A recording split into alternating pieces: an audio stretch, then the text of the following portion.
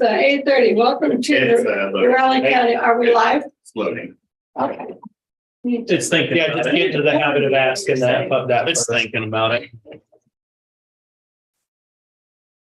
All right. Okay. Thanks, Eric. Okay. Good morning. Welcome to the Raleigh County Commissioners January 23rd meeting. You stand for the Pledge of Allegiance. I Pledge allegiance to the flag of the United States of America and to the republic for which it stands, one nation, under God, indivisible, with liberty and justice for all.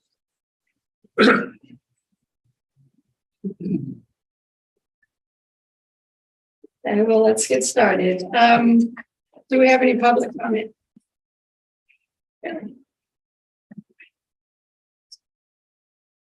Good morning, Commissioners. Here on behalf of REACH to nomination for Employee of the Month for the month of February. And we've selected this person. So I'll just read what was turned in here for the nomination. So they wanted to nominate this employee for Employee of the Month for leadership, hard work, making 2022 Employee of the Day a huge success. She took the lead role unexpectedly last summer without any compliment and readily moved the training committee forward and made several decisions. She effectively delegated and did a lot of the work herself to pick up wonderful location, good food, and lineup of interesting, engaging speakers. Vivian also upgraded the committee's communication regarding the event using the QR code for evaluations, creating an agenda that was conference quality that made the presentations and slideshow much more professional. It's hard to be front and center of all Riley County employees, and to plan the event, you wanted everyone to enjoy and take information from. Vivian was very effective in making that happen in 2022.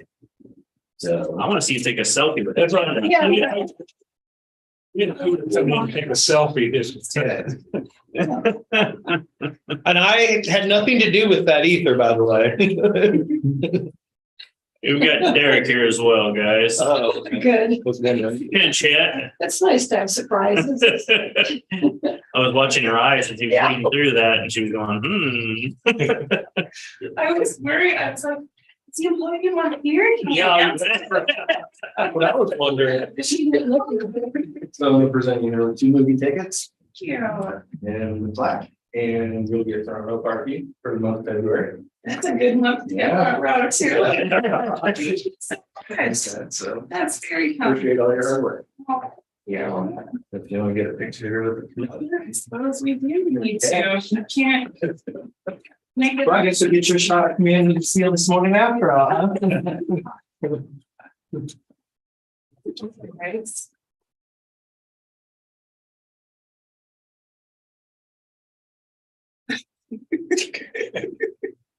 all right. That's kind of weird seeing him take those pictures. It's not the same. If you haven't seen Otto, you ought to see that. Isn't that a wonderful movie? yesterday. Isn't that a good movie? Oh, yeah, I love how thanks.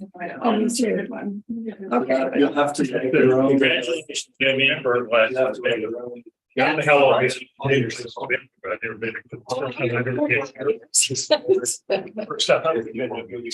Went on Yeah. Friday. Really Don't nice.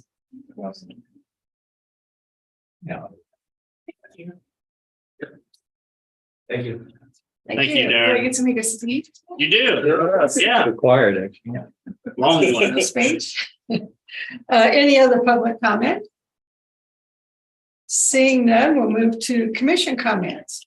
Commissioner Ford.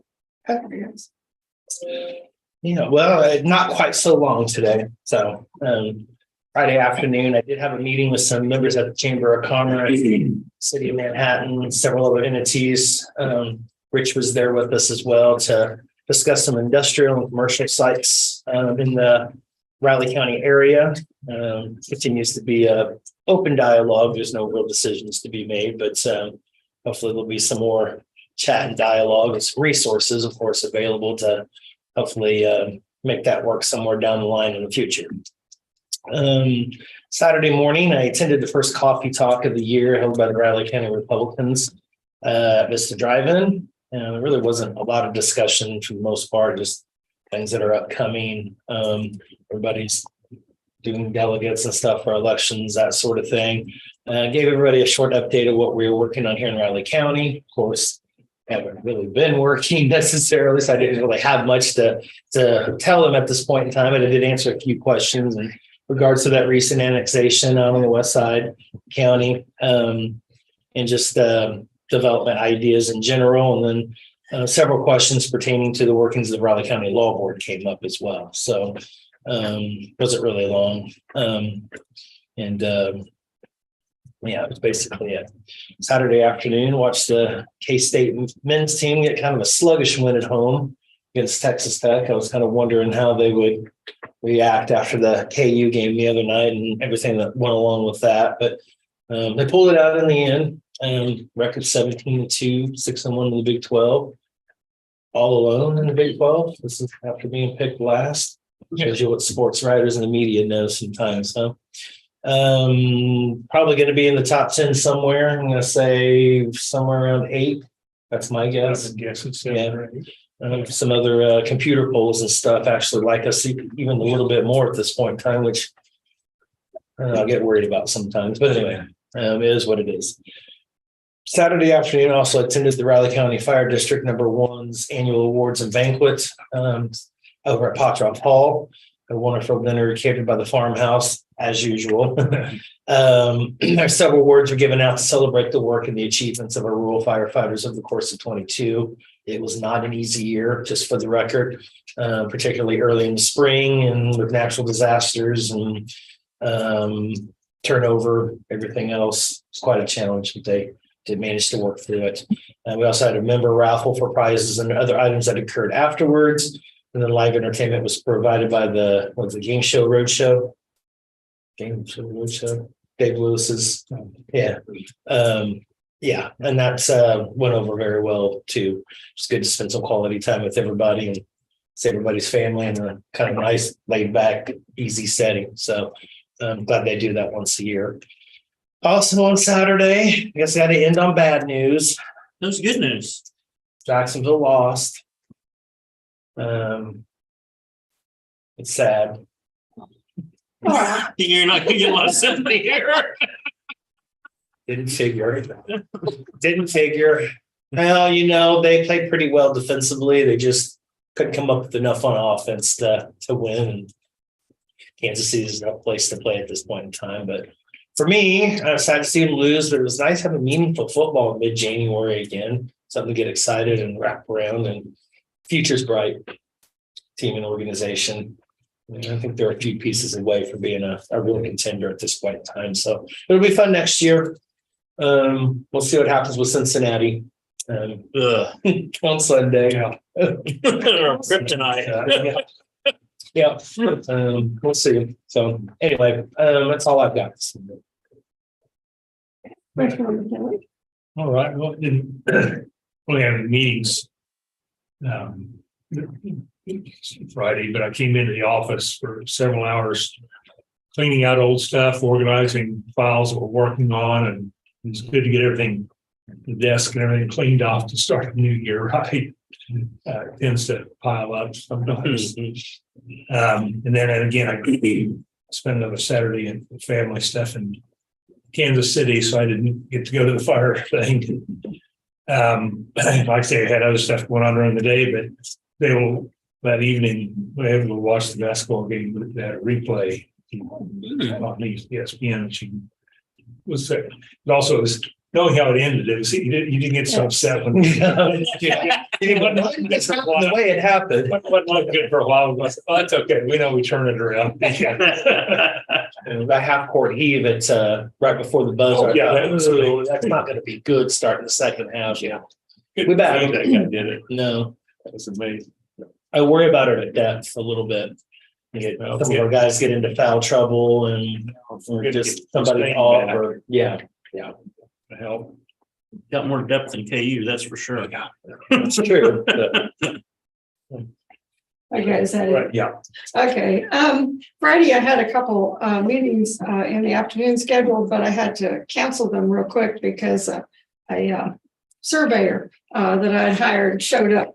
We had some extra time, we had some property boundaries which were in question with my neighbor. And so it was really interesting. It was, walking around and trying to find the Property pins.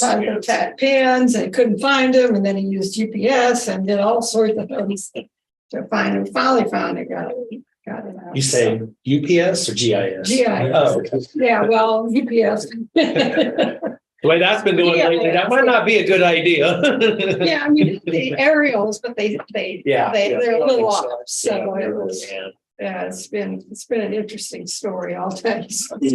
But anyway, this weekend I worked on some taxes, cleaned house, watched basketball, football games, enjoyed the snow, which I thought was great. Yeah, First snow. just Flakes were it's nice and wet. Yeah. I had about 3 inches out of my place. Did you really? Yeah. Somewhere between Ryan and here, there was a cutoff and it was a drastic cutoff. Yeah, it wasn't bad in town, so it's I see it. It's tough driving. I had to drive through the way home. Yeah, and I had planned to go to the fire banquet, but I got my dates mixed up. Showed up on Sunday. Oh, nobody else was there. Yeah, it was very embarrassing. Anyway, let's see. Sunday, we went to the Brookside Hotel in Abilene for lunch. First time I'd been there since it reopened, and it was really good. So really good service, good food. So, but in general, it's a pretty quiet weekend compared to the past 3 weeks. Yeah. So that's all I have for comments. Ready for business, commissioners? Yes. First item we have is bid recommendation for corrugated metal pipe bands with Wellborn Sales in Carolina, Kansas. Low bid $34,020.50. What's the timeline for all that, John? I didn't see. Hopefully they don't have much issue with it. I'm hearing metal in general is kind of a challenge right now, so I'm kind of wondering. Yeah, for corrugated metal pipe is a nightmare. Yeah, Alan didn't say it. I didn't see what the bids. Might be good to get some information on that, just so we're tracking. Okay. Okay. Motion. Yeah, I can go ahead and move to approve the staff recommendation for the bid submitted by Wellborn Sales of Salina, Kansas. No second. Okay, it's been moved and seconded to approve the staff recommendation submitted by Wellborn Sales. All in favor? Aye. Aye. Next, commissioners, I have tax roll corrections.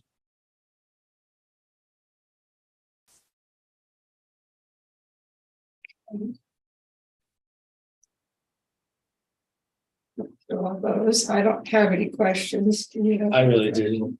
I don't know what you could do about it if we did.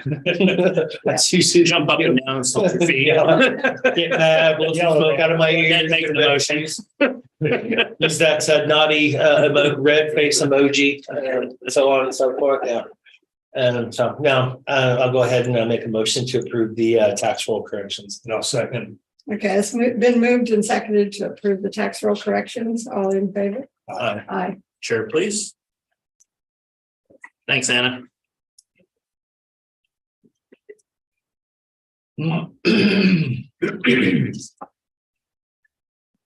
How's John? Super. Good.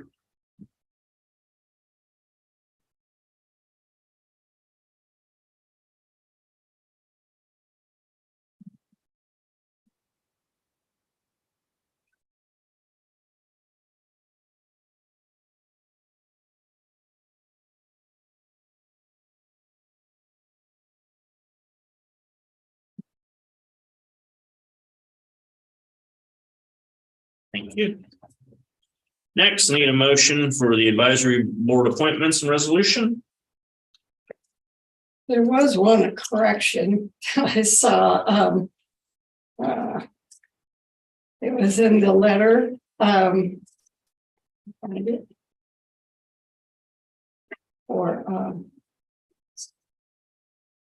For Jerry, it says Dear Mary, Jerry Bernard. Instead of Dear Jerry, it's a Dear Mary. Yeah, it's not. I don't know if that needs to go back to the function. Ah, see that? Yep. Yeah, we'll get that corrected for sure. Oh, that's, so that's not to prove it. That's the guy that's leaving. Yeah, and I'm like, Yeah. "Oh, wait a minute, it's Mary." Uh-huh. Good catch. Thanks for catching that. Yeah, that's embarrassing. I know, Jerry. Okay, let's see. Yeah, make a motion. We'll get a new one and have you sign that later. Okay. Do we have a motion to approve these? I move to approve the appointment resolution 012323. Appointing the advisory board. I'll second. Okay, it's been moved and seconded to approve the appointments for the advisory boards per resolution number 012323. All in favor? Aye. Good catch. Thanks for catching that. We'll get you one now. All three signed, please.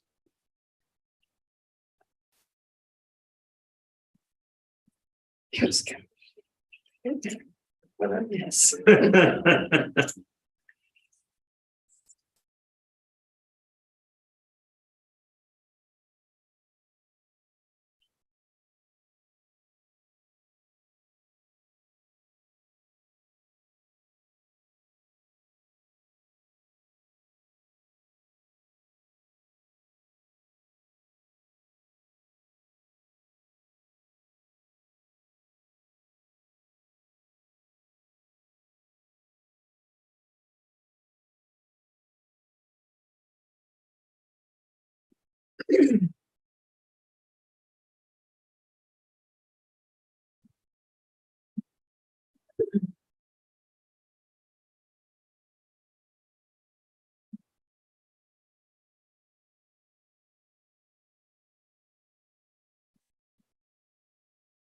Well, surprised how cold it was this morning. Yeah, it was really cold. I thought it was gonna get down about 20. I had 14 when I was coming in this morning. It was about, I think, 16 when I took the dog out. So, A little different than Vegas. Actually, it's cold there. Was it? Oh, yeah. It's Really? been cold there for several weeks. What's cold? Yeah, it's 70 degrees, a bit cold. Now about 40 Uh, and sometimes a little lower in the Yeah, morning. it's good. So they have much time to use it. I hadn't been there during this time of year ever. Oh, And really? now I know why. Because it's not a whole lot different from here. It really didn't get that warm at all.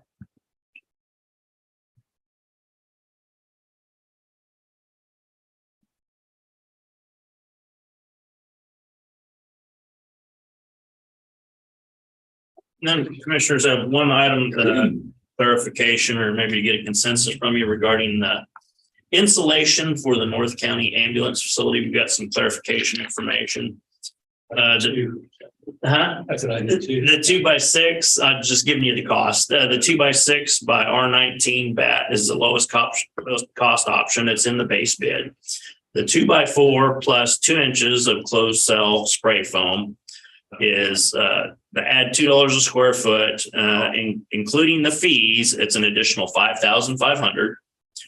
Or the 2x4 with 3 inches of closed cell spray foam is at $375 a foot for a cost difference of $10,100. So that's the cost anyway. Just if the board, the staff and architect just needs direction, we have no preference on what you do. Yeah, because let's talk, the one I talked to, again, he said that they talked about on the 2x4 that using the open cell, it's about 2.5 to 3 times. They had a little over $4,000 after there, but then they said for 2x6, you can do 2 inches of closed cell and then 4 inches. That's $5 a square foot. It adds $11,000 to do that. Mhm. He said, that's the best, but. And I've done a little research on it as well. And the things that I see, if you do research, it's a 5 to 7 year payback on you recoup your cost and energy savings. So, I mean, that's something to consider too. We're going to be there long term. So, Well, I also think that most of our HVAC and air conditioners are pretty energy efficient to begin with, so. You know, so much of that is apples and oranges, I don't really know. there's no doubt it seals better and it soundproofs better as well, the spray foam, no doubt. Like I said, staff does not care, just need direction. Well, the energy costs are gonna keep going up. I mean, That's what I thought. Yeah. And that's what, I mean, I was talking to this way, you know. Like I said, the payback's not too many years and. He said, you're planning on having that building for very long. Morning, everyone. I said, it better be there for a long time. Yeah. Yeah, Like the 204 with like I say, 206 with summon, that sounds good. That's 10,000. Yeah, 10,000, I can see the 5,000. I just go to the regular thing, 204 with spray foam. with the 2-inch spray foam. With the foam, so well, or with the 3-inch. The 2x4 with the 2-inch of the spray foam is 5,500. The 2x4 with 3 inches of spray foam is 10,100. Yeah. What, they must be like a closed cell. And, Yeah, you know, it says CC spray foam. okay. If they were talking to one that had to do the full 3 inches of foam. So. Judge said one thing, I said. What price did they? And like I say, they had, their price was about 4,000. Give you the 3 inches. I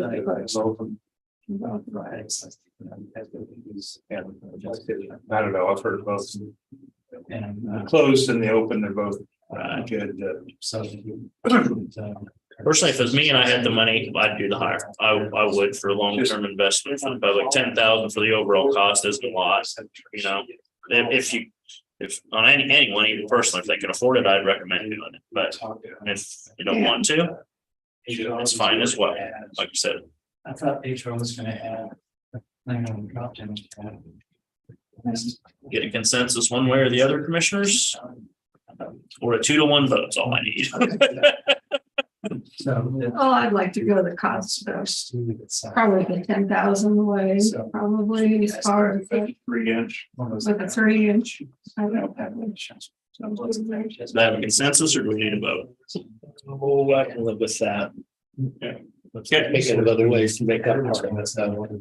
Well, and like I said, I did a little research on Friday, and they said 5 to 7 year payback on energy, and that's at current energy rates. You know, the energy rates aren't going to stay the same the next 7 to 10 years. So, okay, thank you, commissioners. We'll proceed that way. Any changes on the minutes? No, this is everything. Didn't see anything either.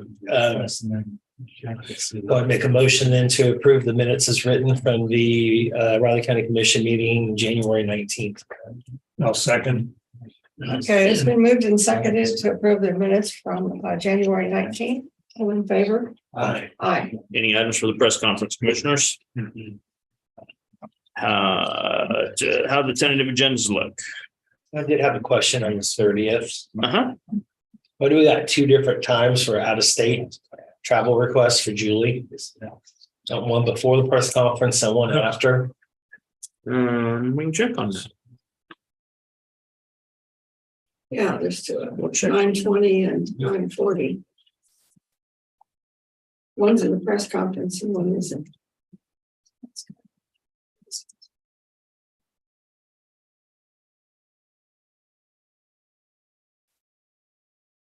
On that commission district review, is that to see if we need to redistrict though? Yeah, I'll have lots of information. We're really fine. You know, the recommended rule of thumb is 5%. None be off more than 5%. John's is 5.02% off from the We're the next highest. So to me, you're fine in saying in compliance. It doesn't say 5% in law. That's the recommended best practice. And so, and all the laws or everything are attached in there. And it just, the commission isn't required to change them. They're just required to review them.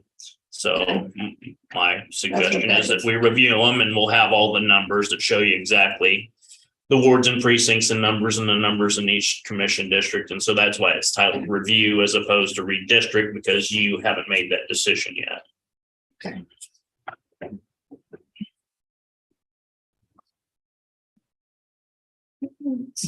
Yeah, commissioners, 9 o'clock, you have Mr. Willis.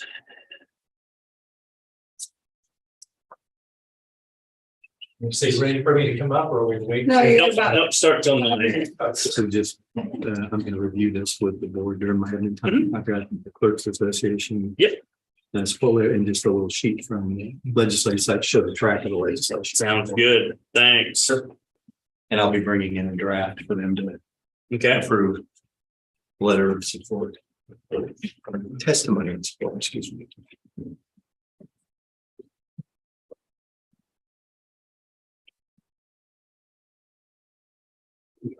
Rarely go to the movies, but we went yesterday.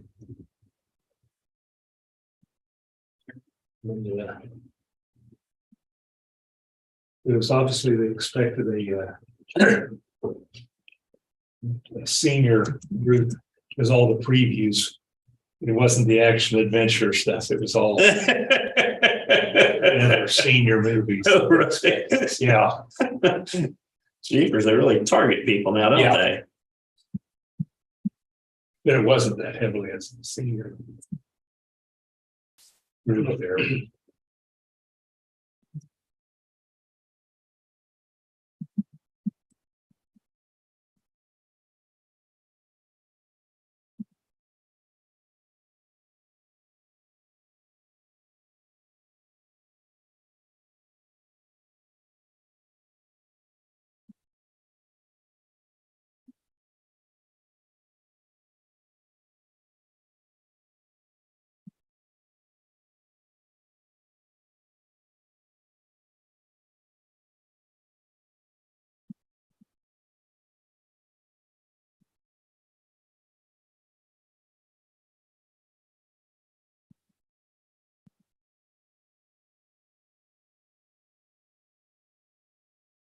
It snowed like crazy on Saturday night. There's from about Wamego up to the turnoff and then down to Manhattan. I can barely see the road. I mean, you barely see the lines on the road. It's blowing so hard. Where's you out driving? You just tents hanging on. Well, luckily there wasn't much traffic. There were some huge flakes around here. I mean, some of those flakes were huge.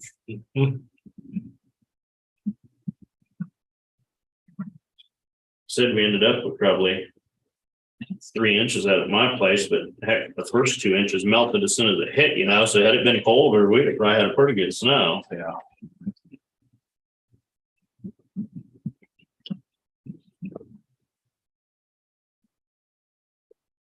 That's what, Sunday morning melted everything. Really? Off of the road, off of the roads. I mean, Oh, off yeah. the roads, sidewalks. I've got the garage since I've got a last half of the sidewalk being there. I have to get shovel that because the sun doesn't get there. Yeah, I had shoveled everything. I lucked out. I didn't have to shovel this time. Put some salt out. And it was snowing and it just kind of, I don't know, except for the sidewalks.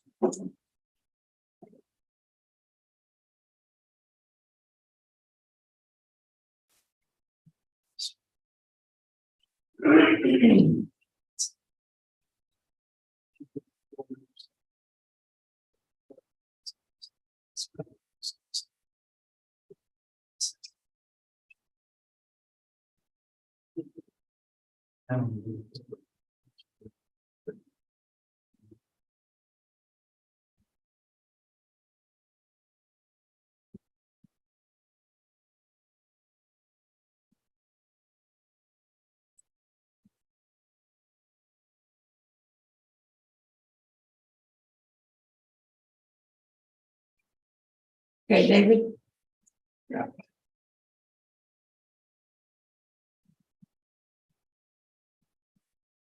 Morning, everyone. My name is David Willis with Riley County Parks. I'm here to present the request for the write-off the $1,400+ for Manhattan City. We do some mowing primarily along Reith Avenue and Kimball Avenue. And that's usually just a write-off we do every year in response to the money that we have for the community funds that we give, that we don't give to the city.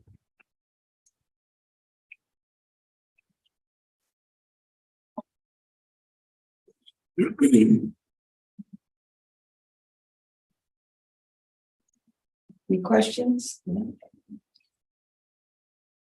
We have to do these individually. Yeah. One for them. Yeah. I can go ahead and move then to write off the park fund accounts, receivable charges assessed in the city of Manhattan for Seco Park maintenance. I'll second. Okay, it's been moved and seconded to approve the write-off of park fund accounts for charges assessed to the city of Manhattan for Seco Park. All in favor? Aye. Motion passed. Okay. Did you do both of them or just the one? Just the one. Okay, and then the second one, sorry, the confusion. Yeah. But the community fund of $60,000 for that we do every year is for park improvements for those communities. That's a budget that's already been put together by those communities and voted on by the members and approved. It's just looking for approval on your part.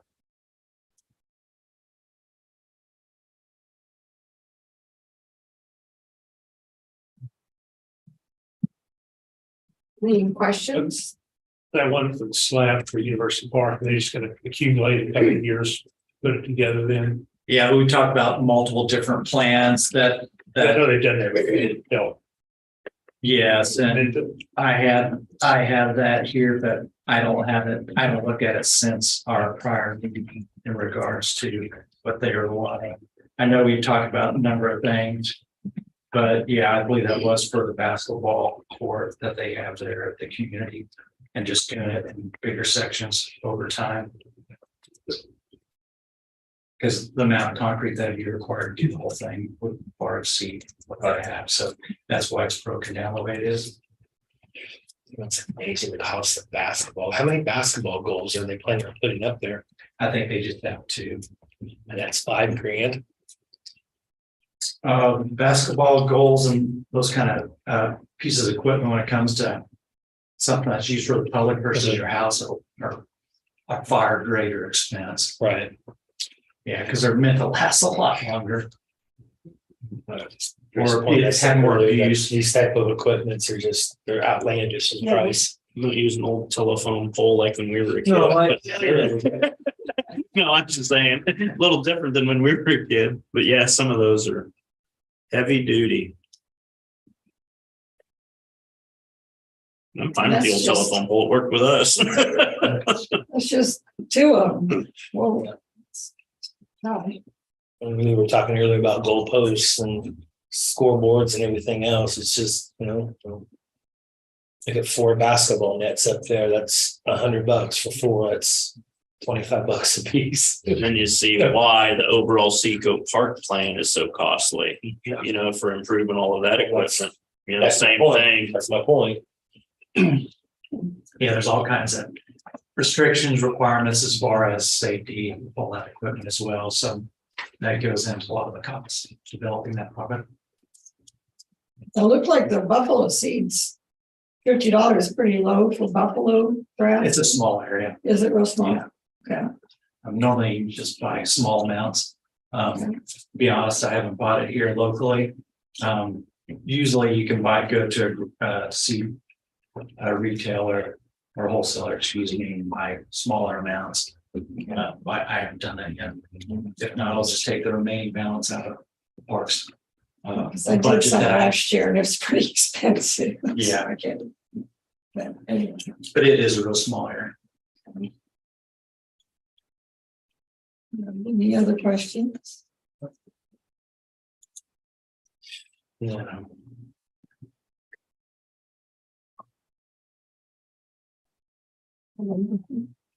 Yeah, go ahead and make a motion to approve the 2023 community park purchases as presented. No, second. Okay, it's been moved and seconded to approve the 2023 community park purchases as presented. All in favor? Aye. Aye. Thanks, David. Thank you. Next, commissioners, you have Lori Feldkamp at 9:15.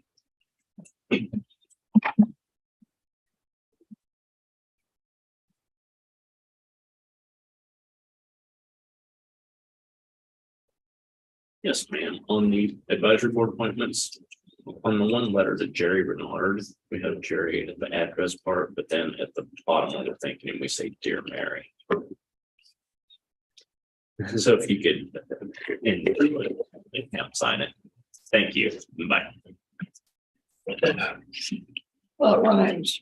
Huh? It rhymes. Yeah, it does. It was close. I'm sure it's, it's a cut and paste. Yeah, Just, that's what, we have to change that. that's what happens. Cut and paste will get you every time.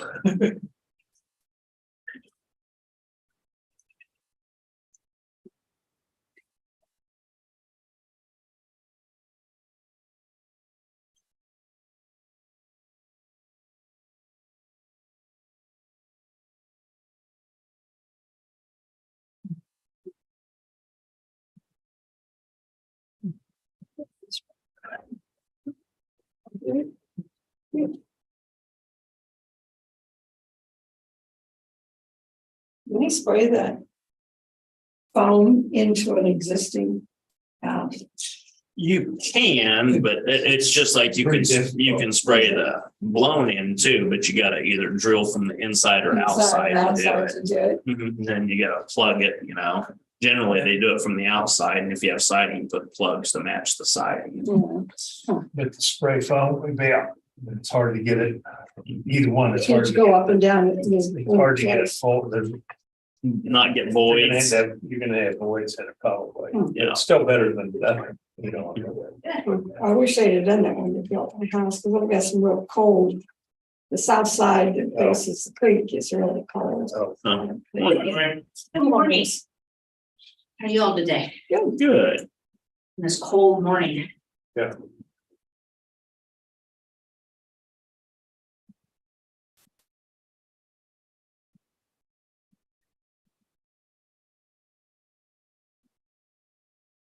While waiting, I'm gonna hand out presents.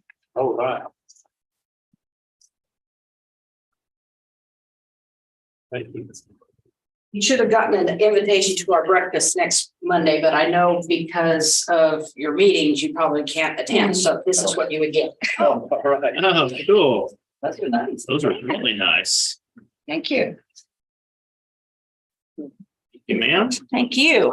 Thank you. Yes. Yeah, everything that's been outside today is good. Yeah, I don't think it can be avoided. That's telling them earlier, it's 14 on my truck coming in this morning. I didn't expect it to be that cold, but Yes. about 20, but I don't know why we're surprised. It's January, but and it's Kansas. in Kansas. Oh, there's even presents inside the cup. Yes. Cool. Oh, really? Cool. Got a pen and Thank you. sticky notes. Those things are always great. Oh yeah, I use lots of sticky notes. Yeah, I do too. Yeah, but something I really need, I'll take a sticky note and put it on my dashboard in my car, so I thought, okay. You do that. I'll put it on my rearview mirror sometimes. Put it on the door, the back door. Yeah. On the. Yeah, when you're leaving, yeah. Yeah. See, we all have our methods. Or take this out tomorrow, you're supposed to take this with you tomorrow. It's always frustrating to me too, because usually if I do write it down, I will remember it. But if I don't, man. I know. The Post-it notes adhesive was a mistake. Yes, I read Yeah, that. It's Was supposed it? to be a highly powerful super glue is what the guy was trying to invent. I got some. It's fun. But the sticky doesn't even work, it's Yeah, it's too solid. I've had I to had some of throw those too. it was giveaway. Not too long ago, I just had one of those. I don't know where we got it, but it was K-State something, other foundation. K-State has one that doesn't stick at all. Yeah, that's probably the same. It's one. supposedly, I mean, It comes stuck off together, like but sticky. it doesn't, Yeah. Well, 3M has made a ton of money off. yeah. I can't even fathom. Well, the what- guy that made it, that sold it to 3M, may still probably getting royalties off of it. If he was smart, yes, because what a office tool. Yeah. you know? Yeah. Office and home. I use. Oh, them yeah, I plenty. use them everywhere. Sell them on the computer. I've been. Mhm. Yeah, sure. A number of years ago, we had one of my directors, she retired. But we always used to laugh because she would leave you notes in your box. And it would be a sticky note. And if it had to go longer than that sticky note, she would take multiple sticky notes and she would number them. And then put them in your box. I never did understand that. That was her way. That was her method. And if it came on a sticky note, I knew it was coming from her. So, One of the ladies in our office, she loves the very bright, different colored sticky notes. You know me, I'm the standard plain yellow original, Yeah. The neons. One day, there was nothing but bright ones in the office. It's like, come on, I just want a plain yellow sticky note. I want a bright one. I'm kind of that way too. Yeah. Yellow or white or just kind Yeah, of. Anita in our office, she loves the bright, bold colored ones. And I do like the bold colors for the tabs, you can get sticky note tabs. Oh, Yeah, because especially if you're going to color code something specific or a topic or something, those come in kind of handy that way. This one's yellow, but I've got hot pink and green also. Colors of. And then it's got those tiny little tabs, the actual sticky. mhm.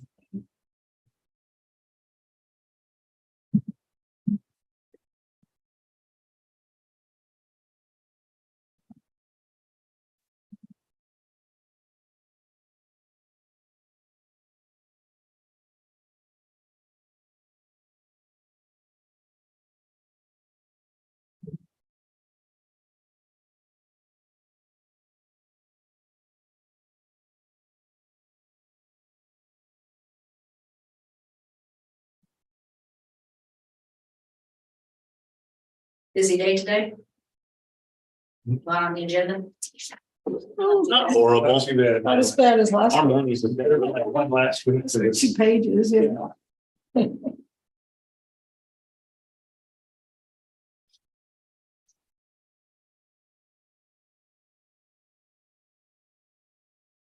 Pretty excited about Cats basketball right now.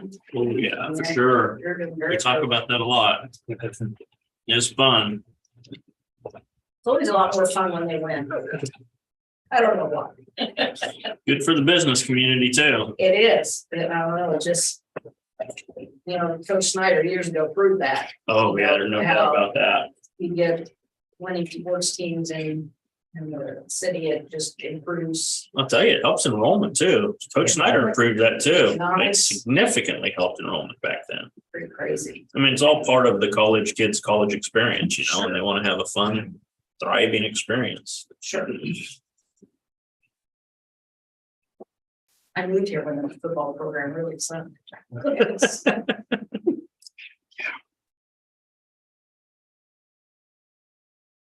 Yeah, lived through Air Parish and Yeah.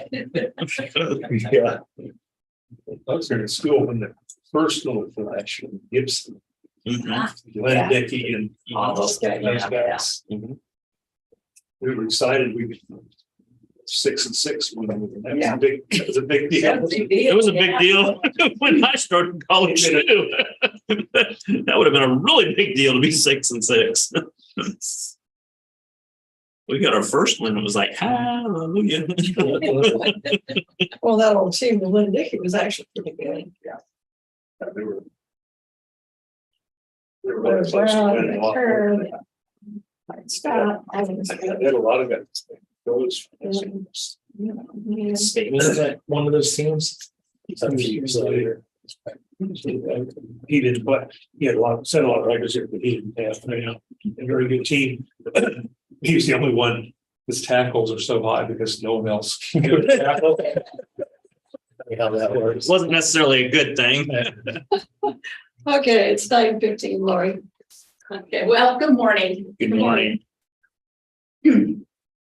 Well, several things going on. We had our licensure review last Tuesday. It's our annual review from KDADS. They come out to renew our license every year, and they spend all day looking at paperwork and doing tours and that kind of thing of our facilities.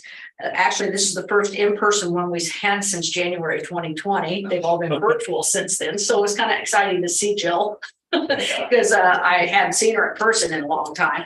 But we'll have a full license. It's supposed to be issued prior to our expiration, which is the end of February. There were no complications or anything. So I'm always grateful for that. Health wise, knock on wood, we have had no major outbreaks of COVID since January a year ago.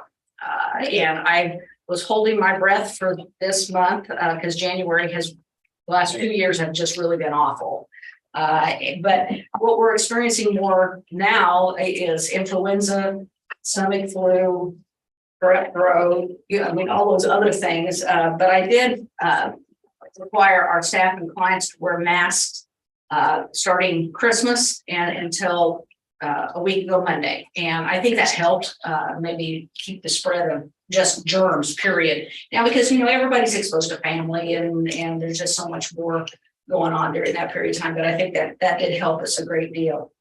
Fundraising, our annual giving campaign concluded the first week of January, and we raised $45,000. That exceeded our goal of $40,000. And this is the first event towards our Raise the Roof campaign, which we're replacing the roof on our headquarters there on Hayes Drive.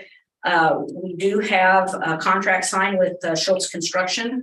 They had to order the materials, and they're expecting anywhere from 120 to 150 days before we get the materials in. So hopefully late spring, we'll be looking at replacing the roof and getting rid of all the leaks that are in our building. The 2023 legislature, of course, has started up. I attended our state association's annual legislative reception last Wednesday. A couple of our new area legislators did attend, so I was able to spend some time with them, kind of get them up to speed on what's going on with IDD services. Our platform this year includes 3 things. One is provider capacity and waiting list. As of December, the waiting list is 4,813 people, continues to get bigger, and the average wait is over 10 years.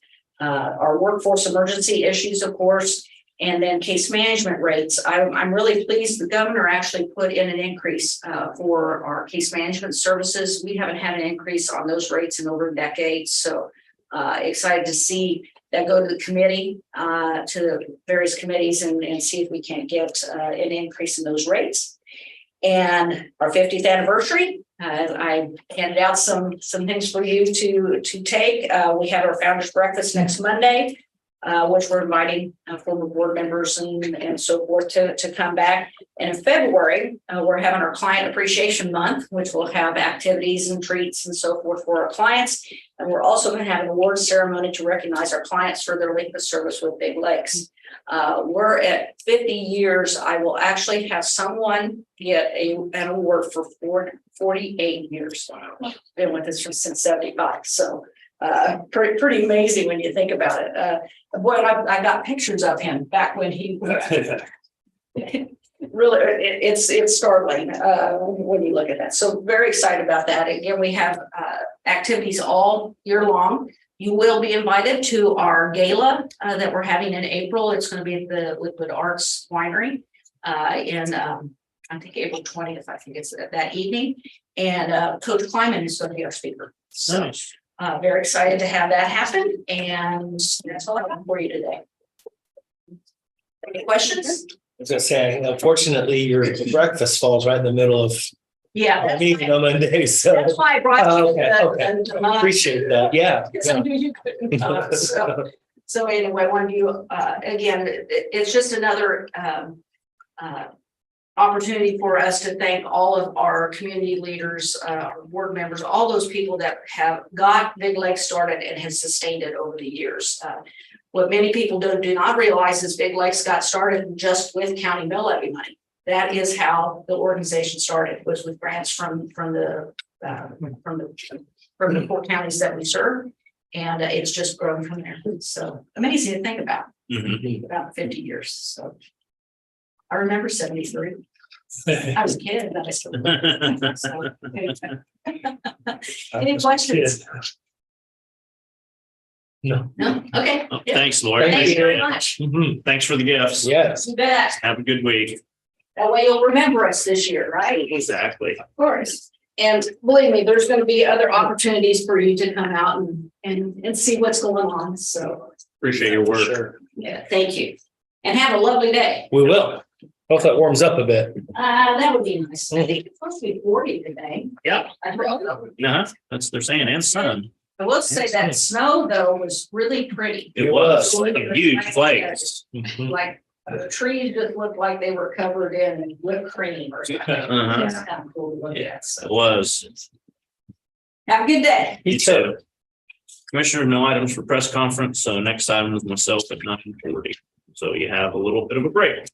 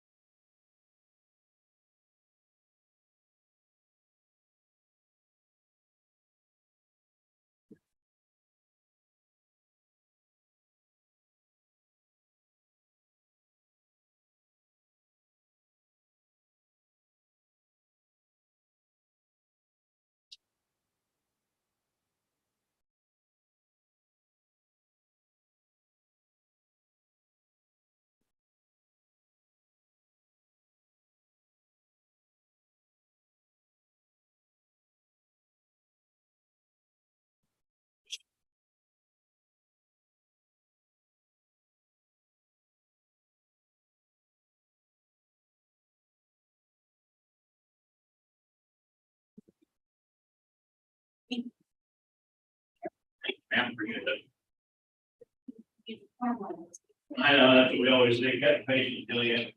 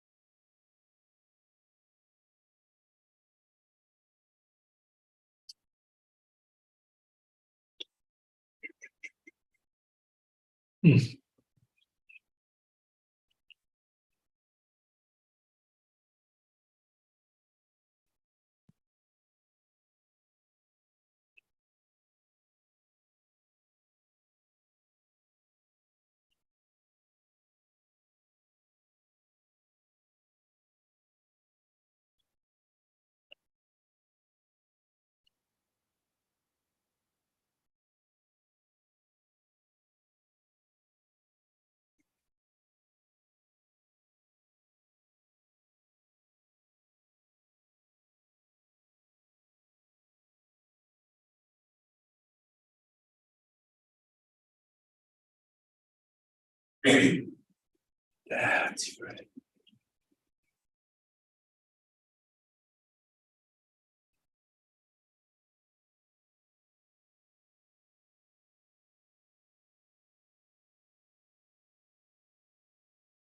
Yeah, those things weren't full by the time I cleaned out Friday. It's a good thing you did, yeah. I need to do a little spring cleaning myself, but I'm gonna probably wait.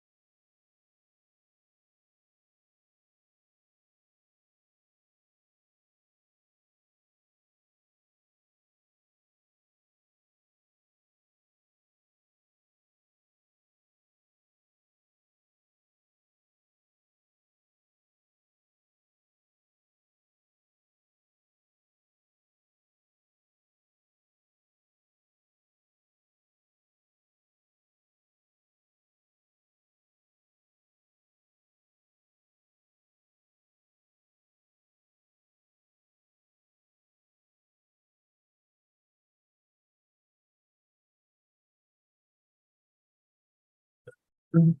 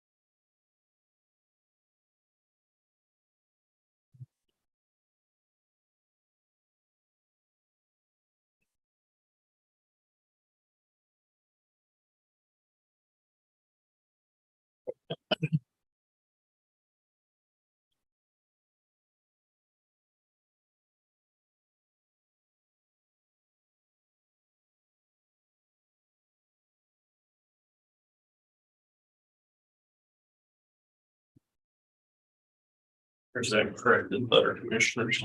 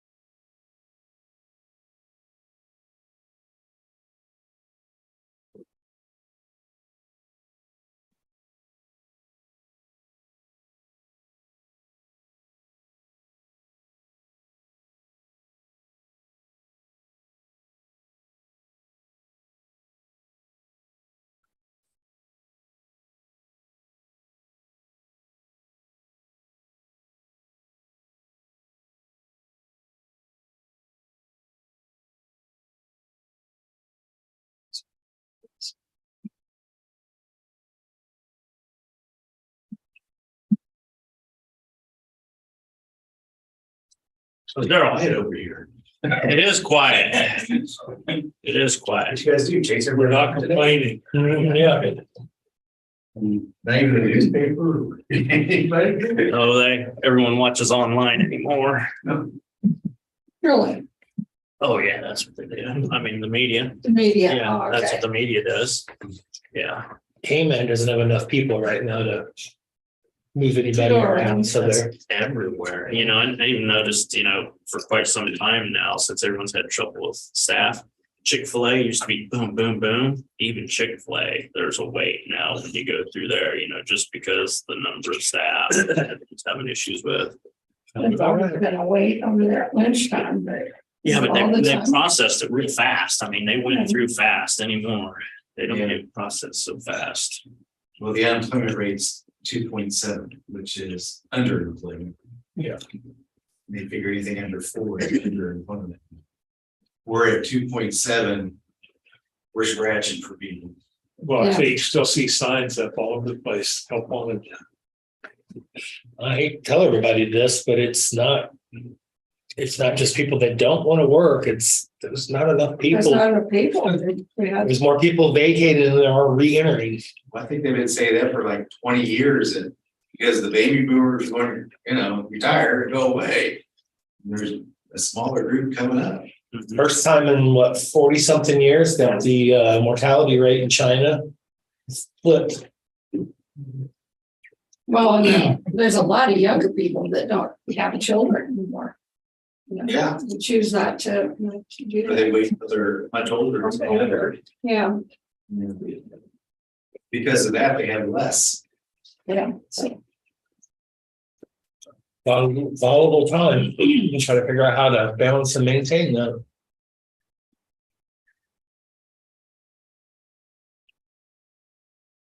Thing that's constant is change.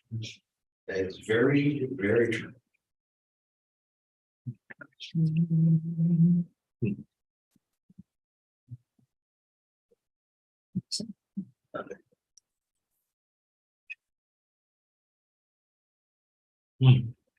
okay, Rich? Ready, commissioners? Yes.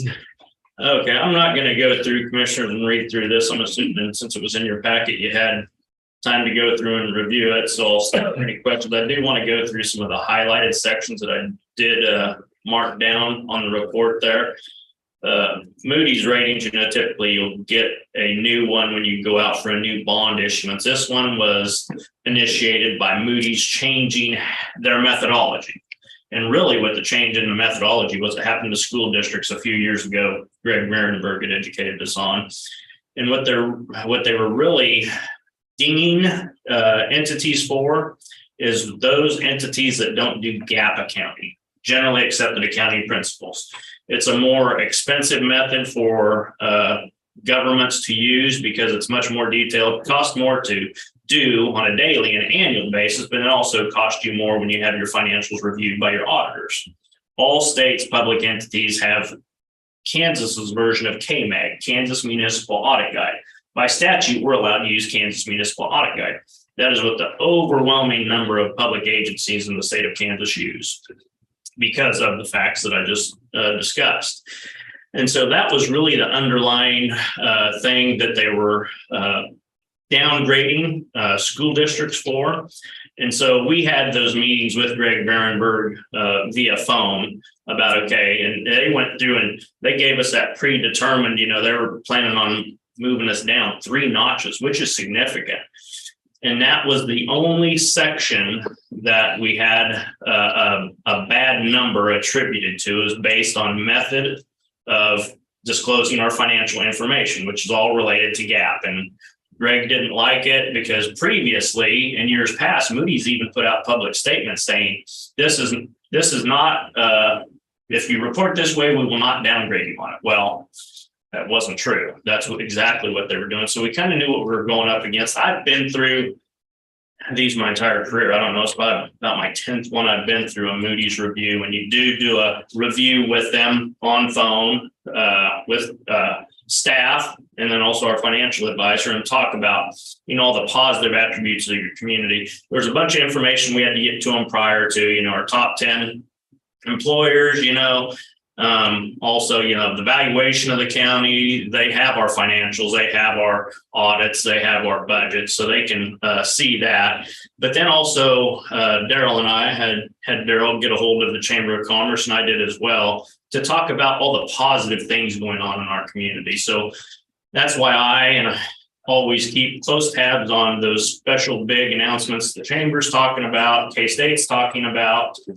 That, and those are exactly the things we went through. Scorpions coming in, MBAS about to go up, the big addition in Aggieville, so it helps to be informed on those type of activities. The Light and Art Museum coming in, someone's talking about redoing the Wareham, and that's a $10 to $20 million project. So those are all things that we talked about in detail, showing them that our economy is doing really good. If our economy wasn't doing good, all of those people would not be investing that money in our community.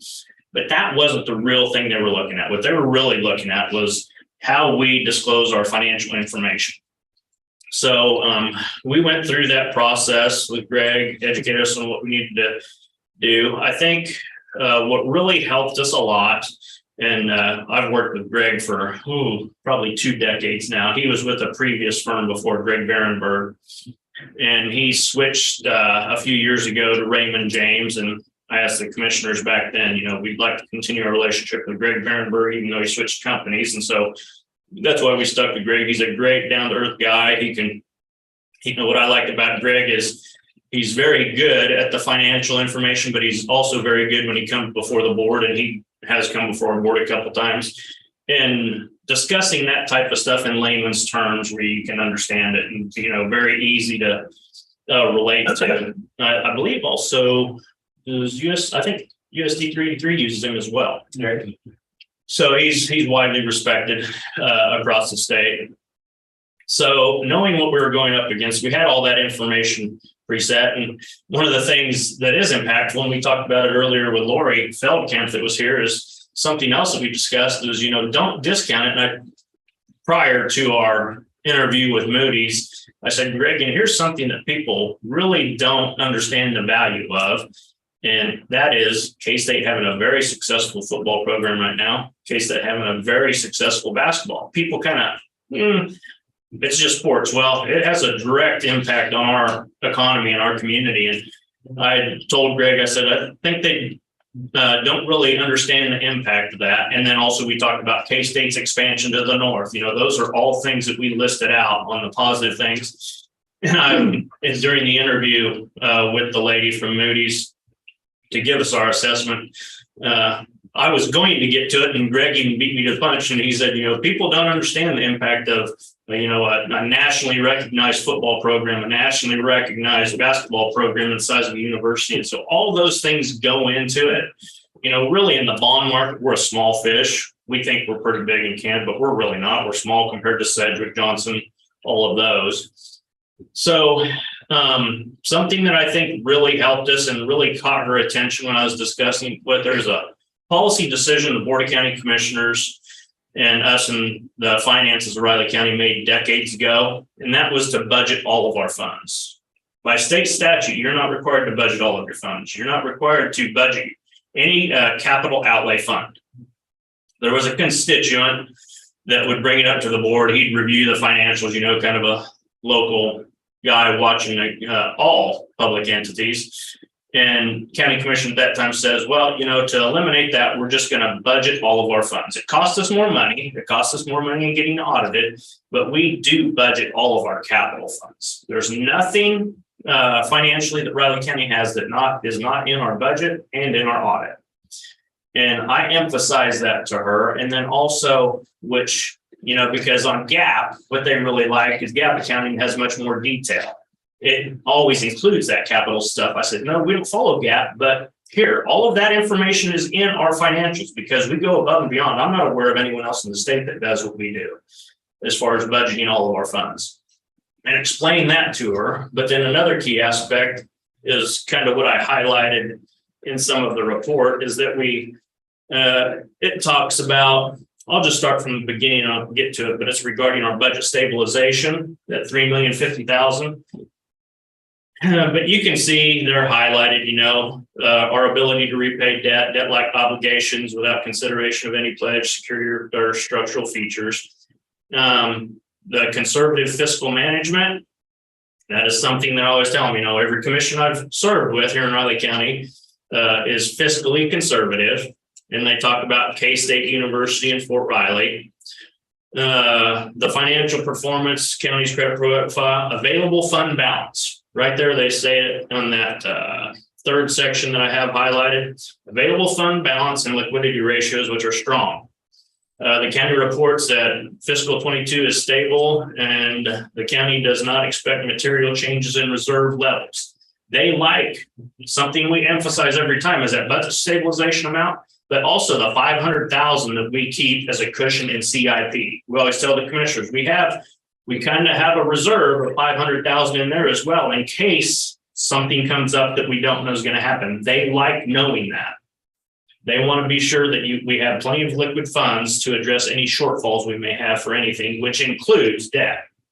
County reports plans has no plans to spend down reserves. They like hearing that. And under the rating outlook, these are things that we really have direct ability to control. Material sustained improvement in fund balance and liquidity.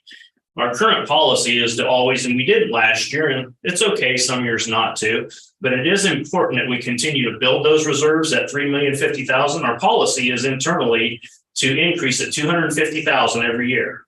We didn't do that last year. It's okay. We're okay. Obviously, we're okay because we just went through the process and they said we're okay. But we need to continue on that path because, as we know, with what costs are doing now, they base it all on percentages. Material strength of financial reporting does not uncover additional credit weakness. That there is exactly what I was speaking to in the gap accounting, why they prefer it. But they were comfortable knowing that we budget all of our funds, including all capital, and our reserves are so strong. So they could go in there, and that's what I told her. I said, no, we may not do gap, but because we budget everything, you can see everything. There's nothing hidden. When counties don't budget for everything, then there's information they can't find. And that makes them feel less secure. Weakening of economic matrix. You know, the way we can help that is, you know, kind of as the chamber, we work with the chamber. They established the first industrial park, and now they're kind of looking at additional land. We can help out with that. Trend of operational imbalance or material declines in reserves. Once again, they really focus on those reserves, keeping them stable or increasing them. And material increase in long-term liabilities or associated fixed cost. Those are all things the county has done a very good job about keeping its debt very low. And it's been that way for decades now. And so I don't know if you have any questions through the report. You see included Greg's email there, and that's the truth, commissioners, and you see the scale. There's only one rating higher in Moody's that you can get. Anyone can get. We're at the second highest that Moody's gives out, and as he states, there are very few in the nation that have that. I was very concerned when we got when Greg contacted us and Moody's did, saying we're going to review that due to methodology. Like, why? Nothing's changed. We were very proud of our last upgrade, you know, and we got to A2. And so it was a lot of work to go through, but it turned out very good. And I think it pays off well for the county and our constituents in the process that we had to go through. Greg did not think we'd be able to keep it where it was.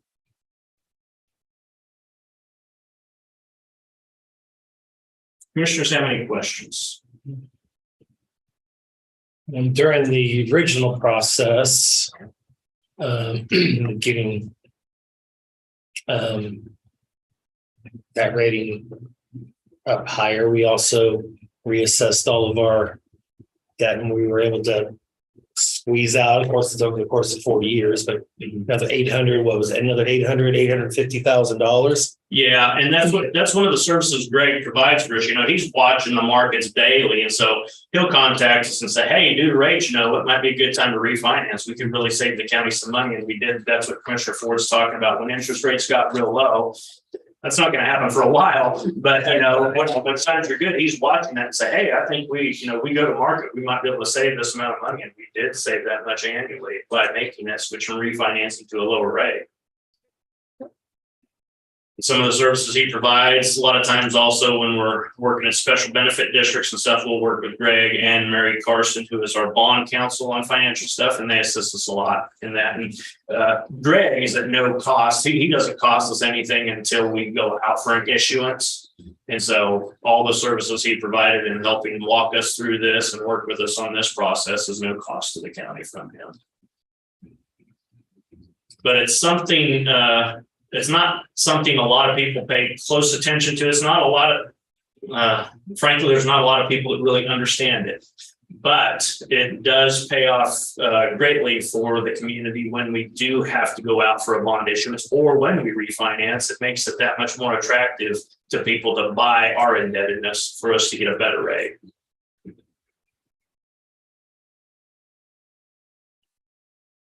And I know how much Greg loves accountants. It's just something us nerdy accounting and finance people do to try and help things out financially for our organization. Any questions, commissioners? Well, let's see if we can get to the next step. The what? See if we can get to the next step. Yeah, I tell you, I'm very happy with where we're at. One of the things that always irked me about our previous and an AA2 is there are other public entities around our community that have a much higher debt load than us that were many times mentioned in our bond rating reviews that would hold us back. And so that's why I just did not like being at the same rate, because I knew fiscally we were much more conservative and had much less debt, much less risk. Appreciate all the work. Yeah. Yes, sir. That's what we do. That's what I like to do. That's why I came to this position, was the financial aspects of the position. So yeah, if you guys go through it and have any questions, let us know.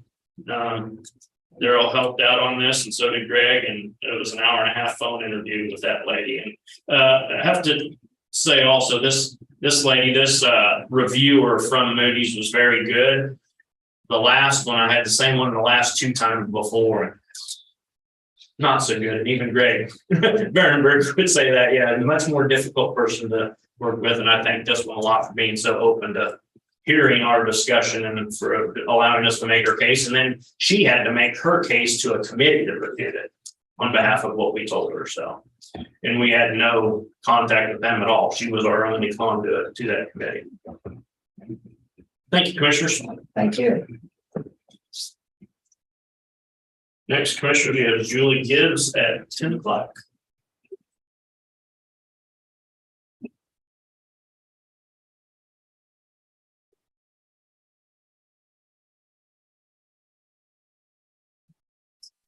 See you all. Okay, yeah, we'll be there. Yeah, new location. Hope I can find it. Yeah. Well, the streets are currently still open, so. Yeah, it's so used to going to the same place though. Oh, yeah.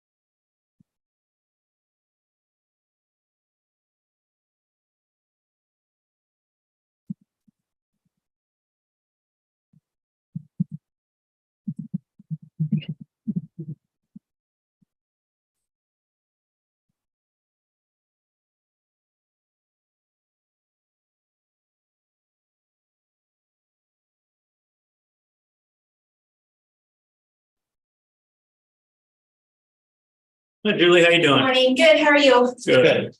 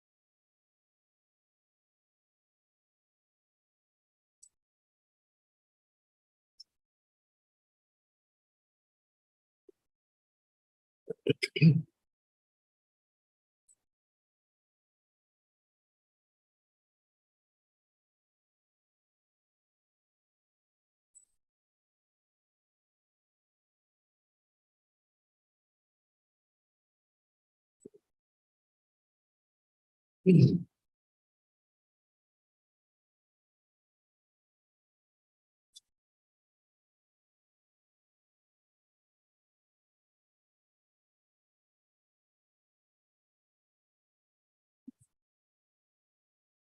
you get my messages? Yes. So that was my office number. Yeah, and I didn't look to, so, yeah. That's all right. Sir. Heard your voice myself. Would you like me to do this? Yeah. Thanks. No problem. Yep, so, So you have to catch me up on things. okay, Okay, we'll get you a list of the. okay. Got really dumb. It happens. Wrote it wrong in my calendar.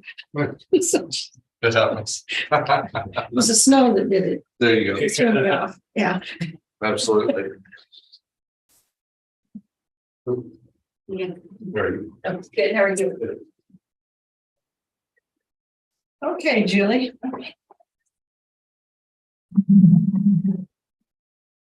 Go ahead. Okay, I move to recess the Board of County Commissioners and convene as Board of Health. Second.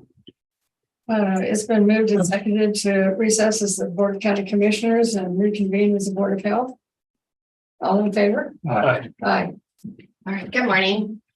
I am here with a request for a new position. This is a part-time temporary MRC, that's Medical Reserve Corps Unit Leader position.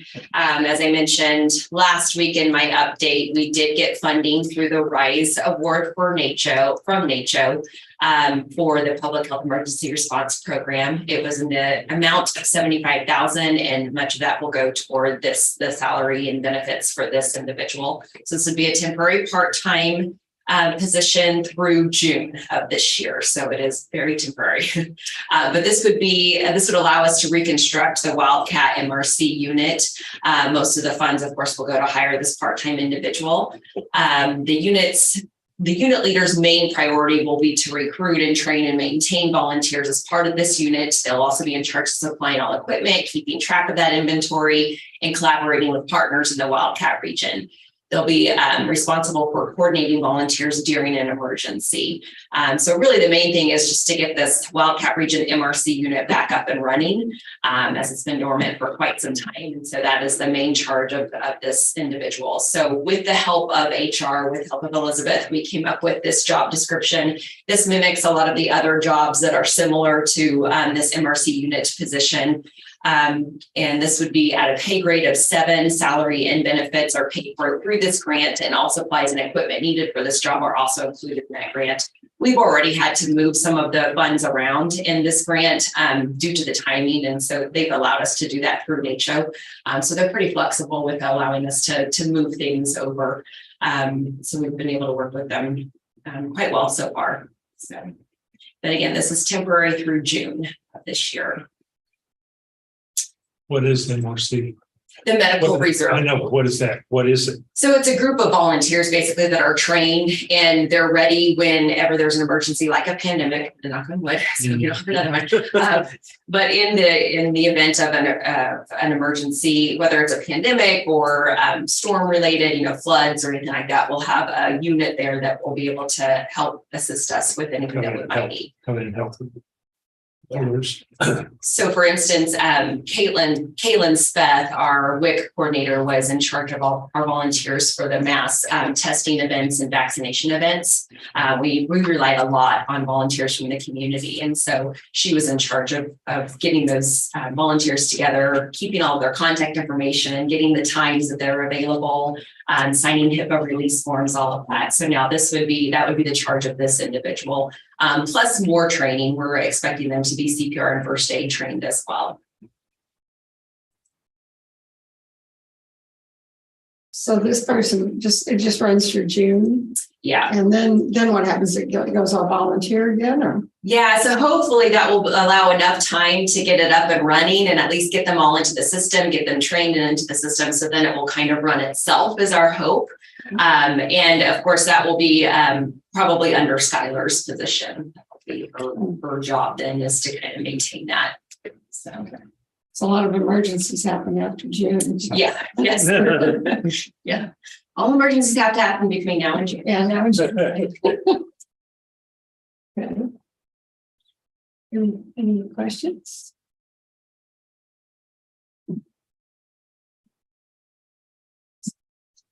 So we need a motion to approve. Go ahead and move that we approve the new part-time MRC leader position. I'll second. Okay, it's been moved and seconded to approve the new part-time MRC unit leader for our RCHD. All in favor? Aye. Aye. All three sign, please. Thank you. Thanks, Julie. Next, commissioners, you have Clancy Holman at 10:10. Of course, he's back, and of course, you see what's on there, so. Executive. Is that all what it is for him? Is that? He wants to address this House Bill 2002. Okay. It's just regarding the state changing the law to where they'll pay for the R&R statements for now until eternity, I guess. Until they change it next year. Huh? Until they change the system next year. Well, the thing is, I mean, do that, you're still wasting our taxpayer dollars. And I'm just saying, they don't do anything on it. Keep messing it. Yeah.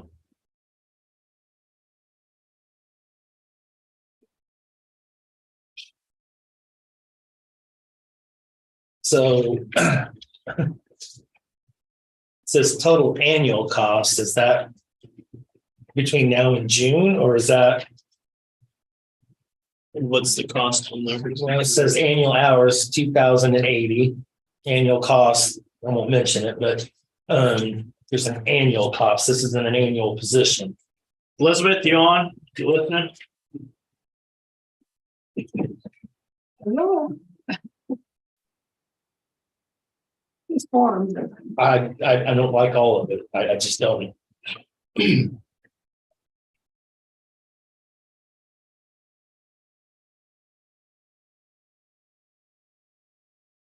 Commissioner Ford is, if you can hop on, answer your question, Commissioner Ford. Okay, thanks, bye. Well, I don't have to be the middle person. You there? I'm muted. You're muted. Ha, let's try that again. Good morning. Yeah, we didn't hear the first version. Commissioner Ford has a question regarding the annual salary amount listed on this yellow sheet. It's Yeah. listed- Go ahead. I haven't changed the form yet for that one. It was already submitted. I was working on that today actually to get an updated form, but please ask what you were questioning. it lists as total annual hours and total annual cost. I'm not going to mention the annual cost, but this isn't an annual position. It's not a new annual position. It's being funded through grant, and it's only until June. Right. So that's what it will cost for the entire time. I mean, that's really how much it will cost annually. That is an annual cost, but obviously we would need to prorate it if it goes actually through June, if we don't re-up that grant. And I don't know what will happen at that point, but that is the annual cost. And so you could take half of that if it should actually be prorated to what, 5 months? Yeah. Oh, is that how you would rather see it, commissioners, is the actual cost of what you just approved? Then is what you're saying? So that amount in half. Or whatever it is. Yeah.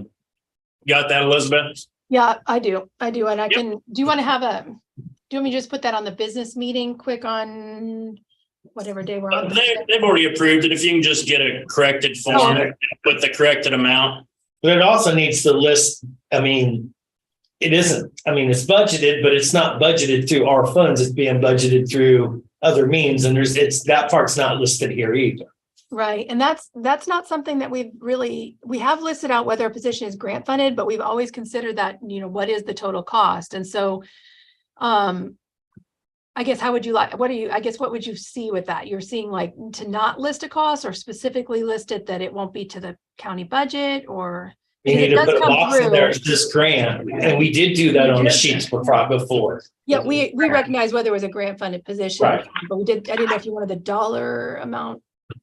Well, the dollar amount's fine, if you want to segment it out as to what it is, but it does need to be accurate, because this isn't an annual position, but if it's being budgeted through county funds, or if it's being budgeted through grant or a combination, that needs to be listed too.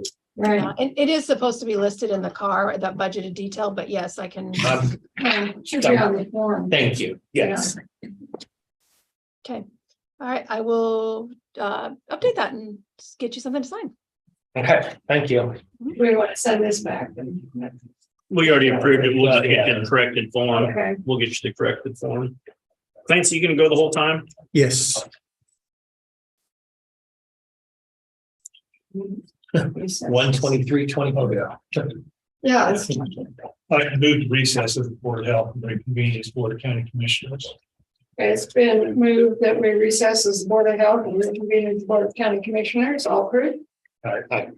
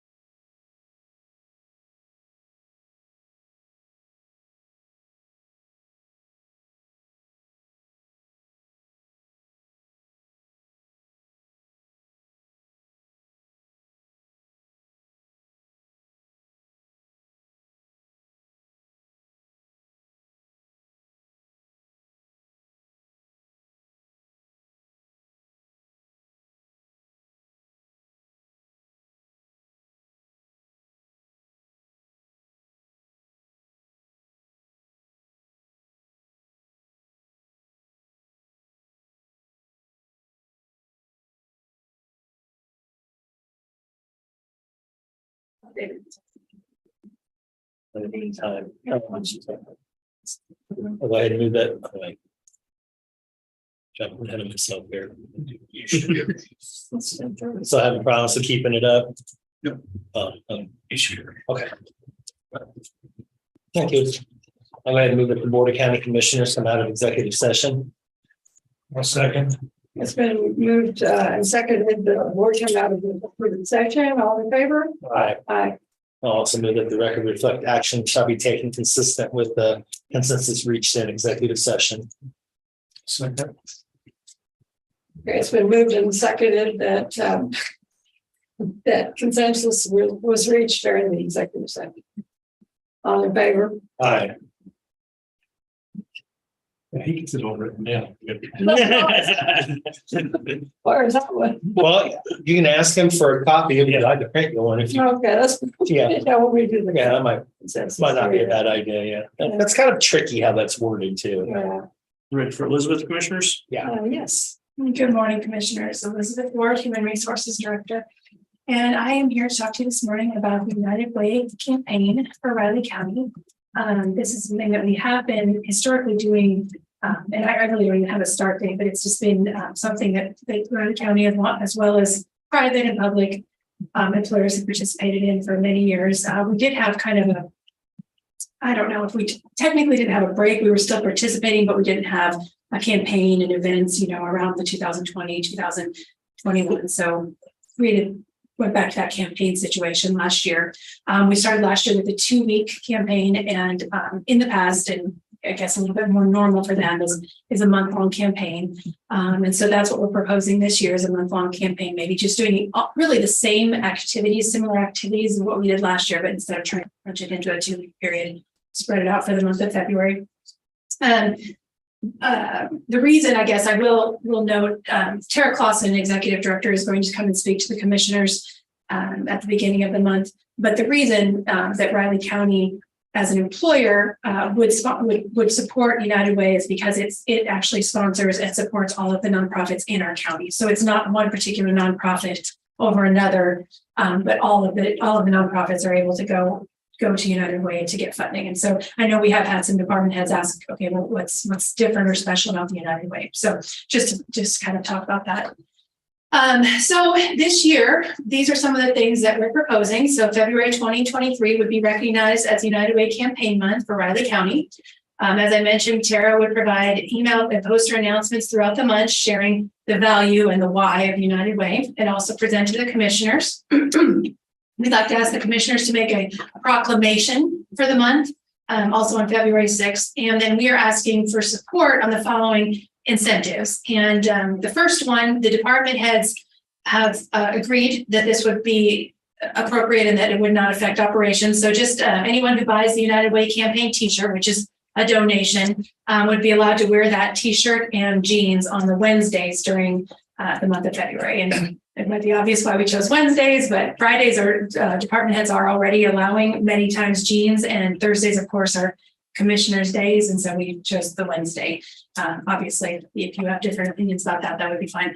I had mentioned to Commissioner Ford previously, this is jeans and a t-shirt is a wildly popular incentive.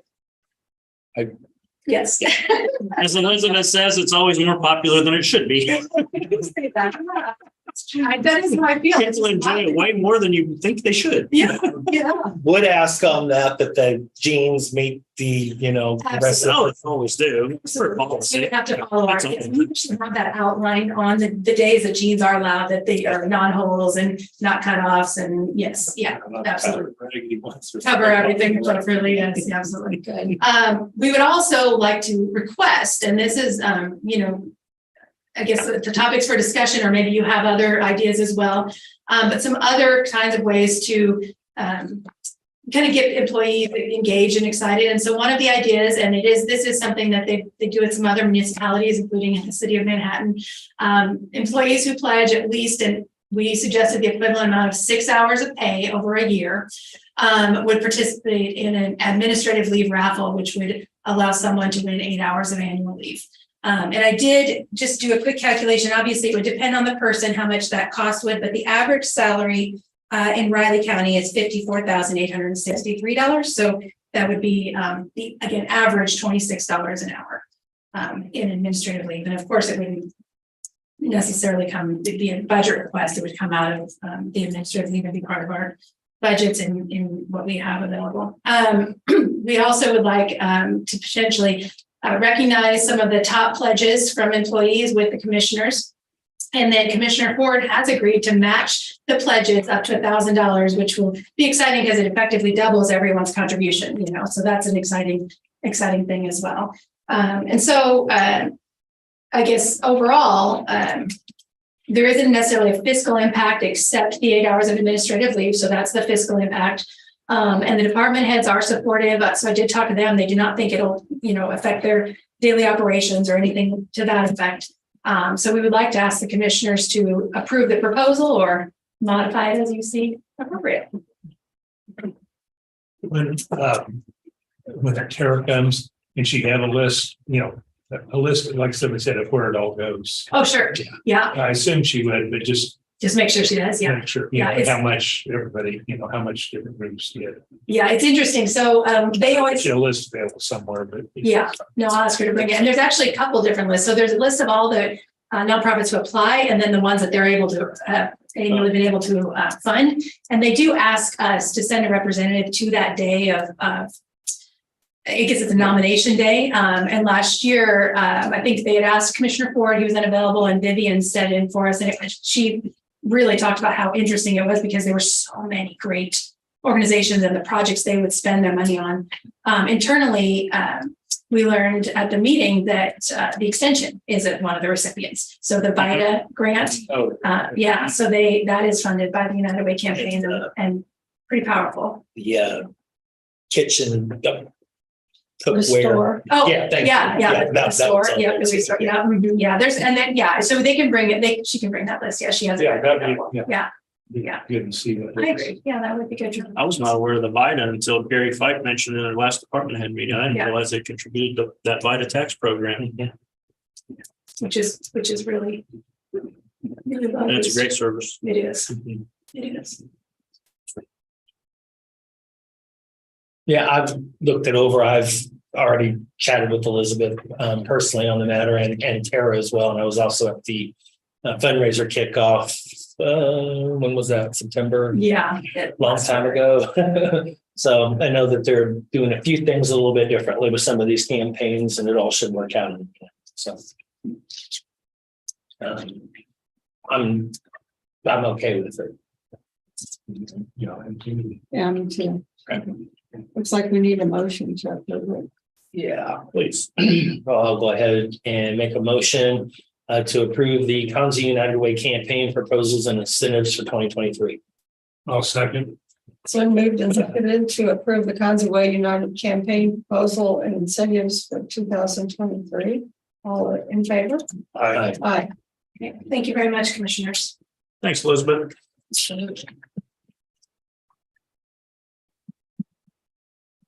Do you have time after Clancy?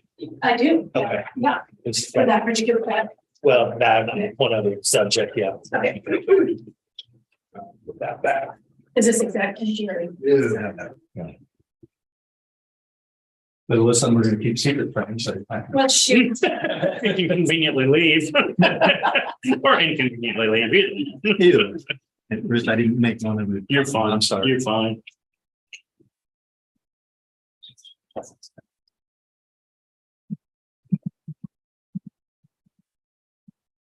You're okay with the draft.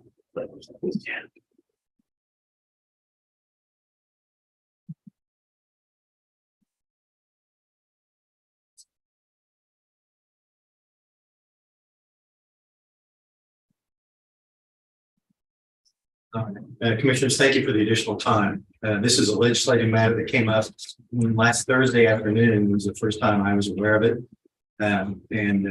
It's House Bill 2002, and it's going to have a hearing in House Taxation in that committee tomorrow. What this bill does is it's actually pretty straightforward. You can't say that about all proposed legislation. But this one really, it deals with the RNR, the revenue neutral rate statute. And the cost that the state is right now committed in the existing language of the statute on revenue neutral rate, they're committed to funding some portion of the mailing costs of the notice that the county clerks are required across the state to send out.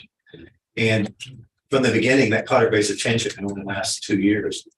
This proposed amendment, that's House Bill 2002, actually eliminates that language. It strikes it out. And so if this were to pass, that would be a permanent part of that statute until it was later amended somehow, potentially by someone, which can happen. But in the packet that I gave you for review, I wanted to just tell you a little bit about what that is. I think this is a good way to kind of tell you, I'm thinking of doing these as things come up during the session and trying to have a more seamless way of giving you the information, believe it or not, as succinctly as possible. This has the bill itself, followed by the existing testimony, proponent testimony on this bill from the Kansas County Clerks and Election Officials Associations. And then I also gave a sheet that is just a copy of what you would see if you went out to the legislative site, kind of track the current status of the bill. I always find that's kind of helpful. You know, where did this start out? It allows you to go back to the legislative website if you want to, of course, and get more detail about, well, what other versions were, how was this introduced? How did it change when it got to in committee or on the floor? So always go back to that. I would recommend when you want to know what, if you're trying to get an idea of history on it, that legislative website is very helpful. But in this case, what I've got for you is proposed draft testimony. I'm taking a wild guess here that you're in favor of a change that would reduce the responsibility of the county clerks across the state to have the taxpayers pay for that notice. And the draft testimony that I've gotten support, I would say it's not particularly friendly, but it's also not confrontational. And it does not go out of its way to do anything other than tell the truth. And that is that any state mandate on counties, which does not include state funding, increases local property taxes to fund that mandate. So if the revenue neutral mandate continues, it makes sense for the state to fund it. I didn't read it exactly right because I don't have the copy that's in front of me because I tweaked it a bit. I wanted to make it as short as possible, but I also want to make it kind of a learning experience, maybe even for our delegation, to say, keep an eye on things because we're all right with this, but look what happens if this isn't changed. Those people that are your constituents, legislator, are paying for this, and you have to make a decision. You know, cost benefit analysis is just for this greater transparency. That was the reason for the sale of this bill. Is that worth having local taxpayers pay for? And I can certainly change the text of that letter. I've given Rich versions of that, which you've seen with the big draft on it. If that's acceptable to you, what I'll do is provide that before noon to our contract lobbyists. I will tell you too, this is a good example, this bill, of how useful it is to have those gentlemen on site, Dick Carter and Tom Bruno, who does most of the work for us. I would not know necessarily, last Thursday, that this was coming up even for a hearing. It wouldn't necessarily be on my radar because nobody watches everything. But they're up there, they know what your interests are. They're engaged. Tom particularly, Dick also, they know the kind of things that get your attention, and so they can pick up on that and relay it to you directly or to me or to Rich or to maybe an individual department head, just to let them know. Normally it comes through me, and then I make sure I get it out there. It goes to Rich directly, and he gets it out to so people know about it. But, it's a good example that they are worthwhile. Because sometimes if they're not here on a daily basis, you might wonder, why are we paying for the services? It's just for this kind of thing. And that's a brief commercial on behalf of my contract lobbyists. But it's what I believe. It's the truth. Do you have any questions about the bill itself? It's pretty straightforward. Do you have any questions about the draft? You prefer to have it tweaked in some way? We aren't going to suggest that they repeal it altogether. I leave that open. Yeah. I do it daily. Well, I would say My thoughts. this is, And our association. Yeah, My stance is clear. I understand that, but Sure. Sure, and I think, and that's a great point. It really was intentional not to say, oh, and by the way, repeal it. You know, let's get them focused on this, but let's remind them that all, not just this, but all things you do that cause increased local property tax support are something you should think about. And is it worth it for what you're trying to accomplish? I think the unfortunate reality is they're not going to repeal it. They're gonna tweak it until they find the next greatest thing. And just a bit on the wayside. Bite at a time is what I see. Exactly. And they'll deal about how you eat an elephant. Yeah, considering on the backside of things, this is a large expense for the larger counties, including Riley County. Because we have, how many do we send out approximately? If you don't know. I forgot how many, but the cost that they covered for us was 18,000, over 18,000, and we had many hours of overtime that they do not reimburse. And that's why I said in the text, at least this portion of the county costs, I think it gives it's a good discussion point. If somebody wants to challenge you or a lobbyist, they can say, no, we have overtime costs. We're just saying, okay, the mailing, we're not even asking for the overtime. But that's the idea. And I will tell you, I'm going to make the testimonial letters and the letters of support shorter because I've tried to bury them with data on some things and it just doesn't work. And I'm going to try a different approach and see if we can get some traction, particularly with some new legislation. Like I said, we can use this as a legitimate teaching point for our delegation. Unless you think that through, it doesn't seem like a big deal, this kind of thing. But neither did the mortgage registration fee. That wasn't a big deal either. But it's cost us several $1 million. Anyway. Representative Dodson's very good about keeping me informed when I heard about it from, and I had told him yes, but ultimately do away with it. Serves no purpose. And then I told the commissioners about our county clerk's listserv that we, topics go out, and this was one of them. Peggy, and she's from Franklin County. I don't want to say Franklin, that's the county, but anyway, she had said, the same thing I keep saying, yes, but do away with it. So I forwarded that to him, and it just so happens her representative, who she sent the email to, is also Mike Dodson's office mate. So he said, great, I'll talk to him about it. He's my office mate here. So I'm consistent. Yeah, this is great, but still ultimately the taxpayers are paying through the state, but ultimately it serves no good purpose. And it's a waste of money. It's confusing.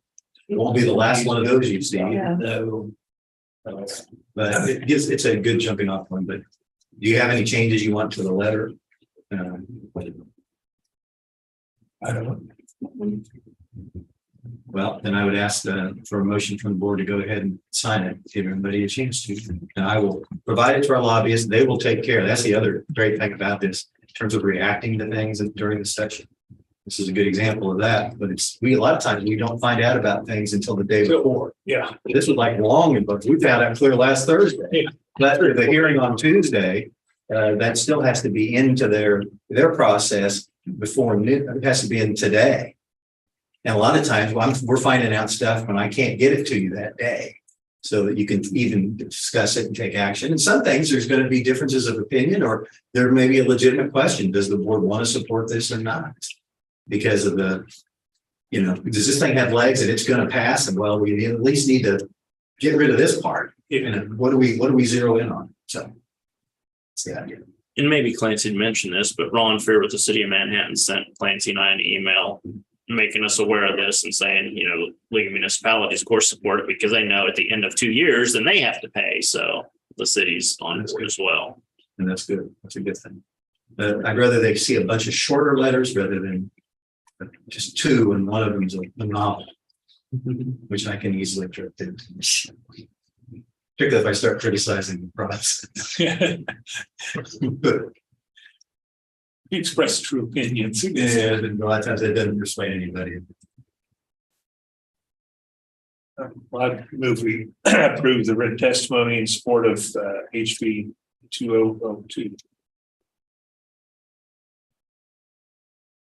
I'll second.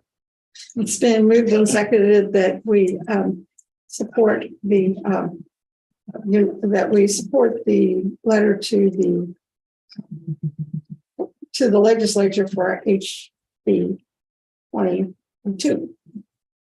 All in favor? All three sign, please. Are you okay with that, what I'm describing, not as giving you a copy of the bill, copy of any support that seemed relevant? Maybe I'm not going to give you everything, but then you can use that as a jumping point to do more looking on your own. You may see something that I'm not seeing. And that really, I think it was a cheat sheet that showed what's the history of this bill right now at this moment, just so you know where to go. Actually, a pretty good, pretty handy reference. The trouble comes when they get on the floor and committee. But I go do it. I better stop. Thank you.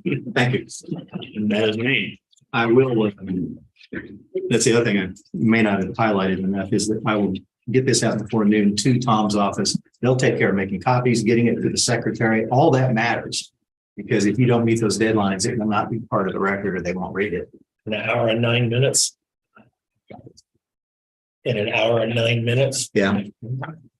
Yeah, it's impressive. Yeah. Can we, before they close, ask for a follow-up if they want? What's that? Can we, before they close, ask if there's any changes? I mean, I know they approved that position. Oh, yeah, for but- sure. I mean, I know Commissioner Ford said something that.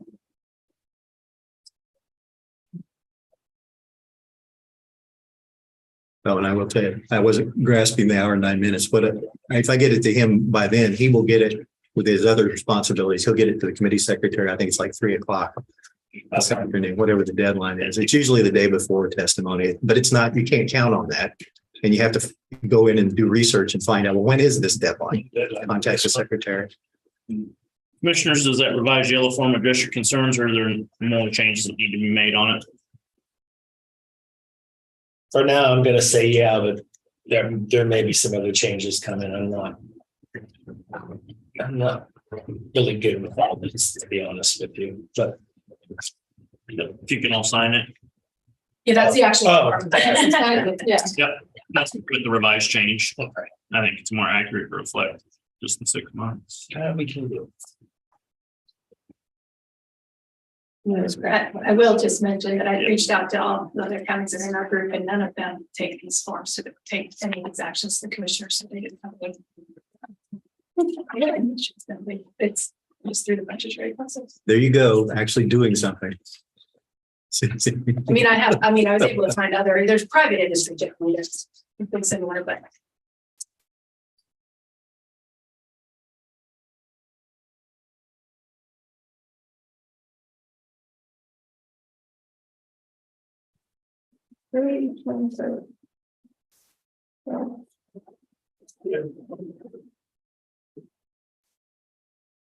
Okay, any other issues?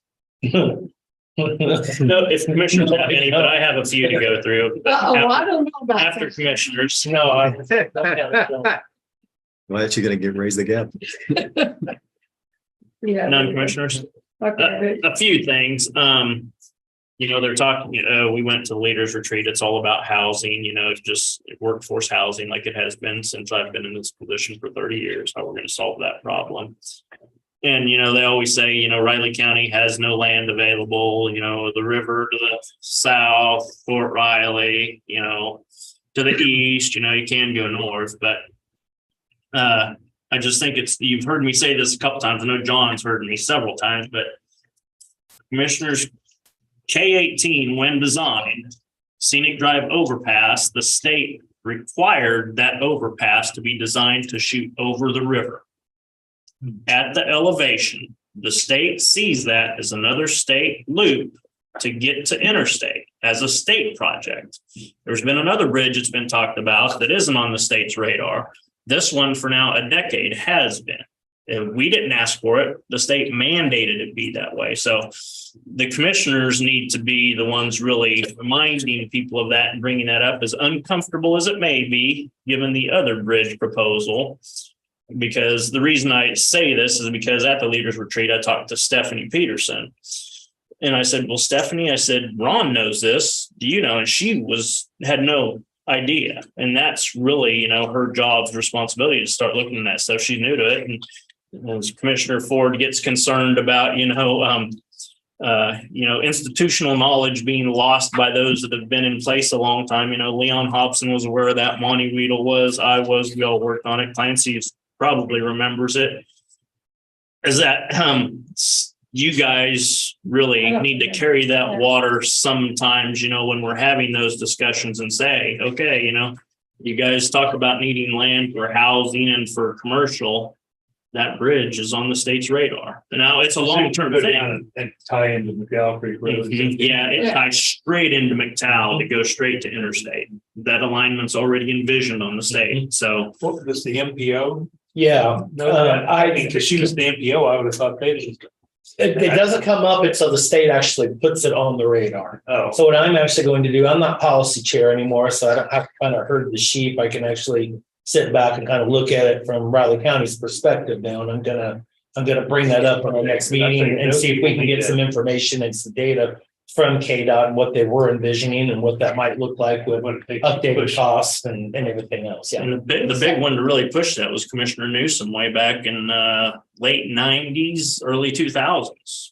Is that in that big report that I've got, the spiral bounds with the KDOT? No. Is there anything right in there? It's just for future use if it comes up. It hasn't actually come up as a project. And it has to come up as a kind of a project that we talked about and discussed, and they have to prioritize it through whatever means that they want to prioritize that through, or maybe it's a local match, or maybe it's an IKE program. I don't think it fits the requirements of a base grant at this point in time because you have to have other things are already in place for that. But it's definitely something to think about down the road. And just for institutional knowledge, commissioners, K-18 was not on the state's radar. Riley County commissioners and staff brought up K-18 and funded the first study of K-18 with $100,000 from right here before the state ever got on board with the realignment of K-18. That all started right here, And I commissioners. believe, if I'm not mistaken, that project was one of two projects nationally that was funded through that T-Works program. Yeah, that wasn't even on the state's radar, and the county kept pushing it because, to help the economic development, access to the airport. And the reason was we knew it would have to be done at some point in time. And then once that's established, then now we know what we can develop out there. Because you don't have, you got all the right way and everything. Yeah. Right. Well, So that all started here. So that access will help housing, you're saying? housing and commercial, Commissioner Newsom, K-State has a lot of land over there. It'd be a lot more convenient for K-State to get across over there as well to their agricultural aspects, Several big agricultural which would fields. probably end up just to the east side of that road. Their architecture and design program over there has one of their shops over there that they do work out of. So it isn't just ag, it's other things. So just to try and, re-emphasize that there's land in Riley County, but there's significant improvements to get out there. City already has water in the area. That's Utilities are kind of hit and miss, but it's kind of there. KDOT is going to be redoing exit 303 up there, putting in merge lanes and getting that reconfigured. So if you're coming in west from wherever, obviously with the airport, the expansion going on there. I don't know how that's going to affect things commercially down the road. Right now, it's not planned, but having a larger and more in-depth runway will actually support that at some point in time. So there's a lot of good things in that area. So it's all related to housing and economic development and increasing our valuation. So hopefully the tax burden is less or no more on the rest of us. Townships. I talked to a commissioner that had received a complaint and has received many. I know that I don't know, I've heard so much from you, but I know that you two commissioners have regularly received complaints. Talked to John Ellerman about it. He says, I get complaints weekly and there's nothing we can do about it. And I suggested to John, and I told him I was going to bring it up to the commissioners, is it time to have a frank discussion at the annual township officers meeting about it? John Ellerman John Ellerman told me, he said, he drove down my road. He was just curious where I lived just last week or a couple of weeks ago. And he said, yeah, your road has a lot of potholes on it. I said, yeah, it's the second worst I've ever seen my road. They grade it twice a year, but that is what it is. Our township, Grant, used to contract with the county, and our road was great. I said, John, I don't need a paved road. I just want gravel on it and maintained. I don't need anything fancy. I want a gravel road. I don't want a paved road. I just want it taken care of. And So you don't have to get realignment every year. but here's the real issue though, is I know which roads in Grant Township are good, and it's can be fairly consistently said amongst several townships. Our township is run by that housing district down in 402. That's where all the elected township officers are. So guess what roads they take care of? And they're chip sealed and they're paved roads. So guess where all of our budget goes to? That's the comments I got from my township people too, saying the township officers roads are in good shape. I can drive by previous Grant Township officers that haven't been on for decades and drive by their house with you commissioners and show where those houses have asphalt millings on them. In the middle of the road. Why there's stretches of asphalt. Oh, yeah, this is a previous township I've seen officer. those before. This previous township officer. Oh. So there's no doubt it'll be more expensive for all of us as taxpayers. No doubt. We'll have to hire more staff. We'll have to get more equipment, but at least they're consistently maintained roads all throughout our county. The overwhelming majority of counties have some type of county unit system is what they're called, or county highway system. There's two systems other than the township to where the county runs it. So John Ellerman thinks it's time to have that discussion, but it's something that needs to probably be put on the agenda. And it has to eventually go to the election to change it. That's what John and I said we need our counselor to review to see, what are the methods, if it has to be election or how you feel about if you did do that, the townships, they do have, the townships don't have the mill levy. But that is that the only thing that goes for? When those go away? Yeah, those would go away. Correct. That's all that mill levy goes for. The majority, they have some in general, but a lot of Some them fund it in general just to give them more flexibility in where they want to spend it, like brush removal, tree removal. That's all through the roads that would pay. And some don't even do a road. They just do it all in general, because in their general fund, they can spend it on anything, including roads.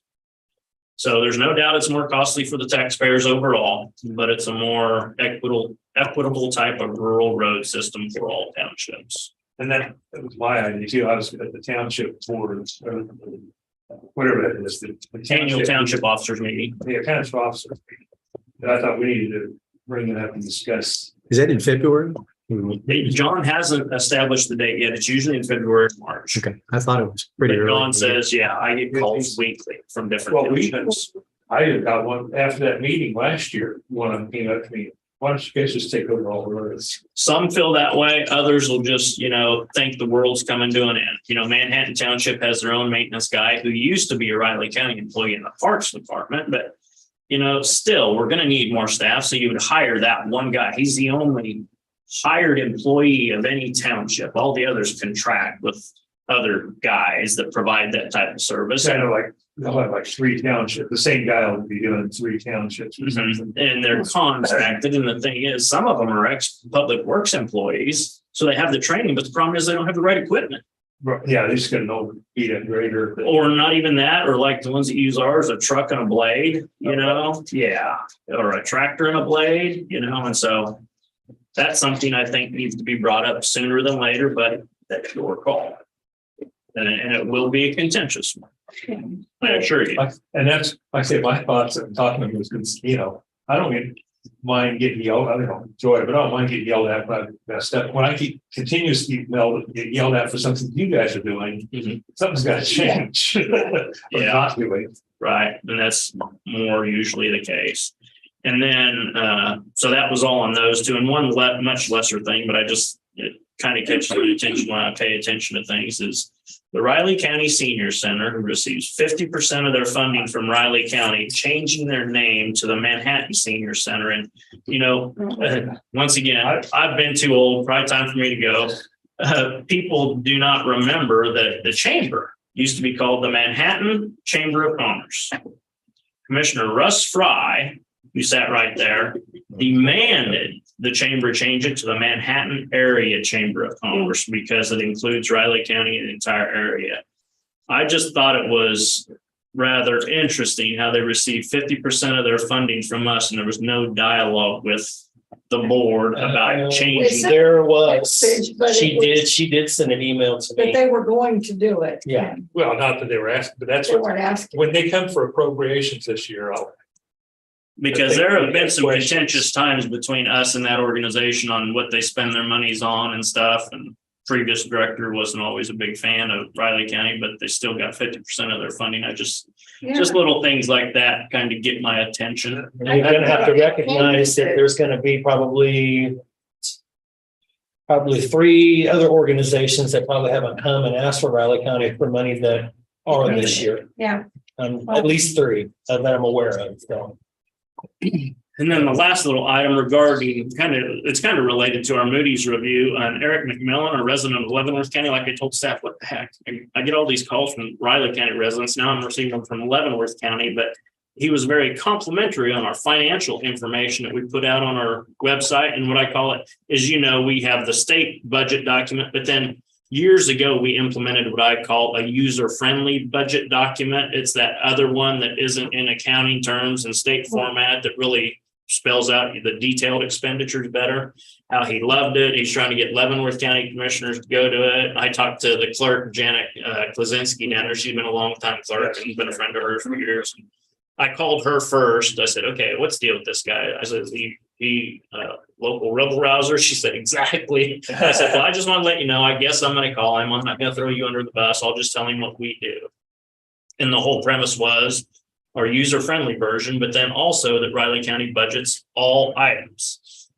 Anything that we have in any account, all those numbers can tie back to all of our bank account balances because we budget everything. And so, of course, he just thinks we're the best thing since sliced bread. And I told him, on that report, we'd give it to Leavenworth County if they wanted to just fill in their numbers. He wanted to know what program. And I said, it's whatever Janet would want. I'd be glad to share with him. So just wanted to let you know we got that. And it's from an outside source looking at our information. Sounds kind of like a transparent budget process. Yeah, that's what he thought. And all the others are doing exactly what they're required to do. But, we have for years gone above and beyond in both of those aspects, budgeting everything and then developing a user friendly, because me as an accountant, I can go through that stuff and understand it. But also there's not the detail in the state format. Our user friendly version has more of the detail that people can understand and like. That's the appropriate use of the word transparency rather than what the legislature does, because they see it as a control issue. If it's really designed to give information, that's what that does, what you just described. And the locals can do that or choose not to. That's not a state problem. So just a few of the things working on that you wonder what in the heck he's doing.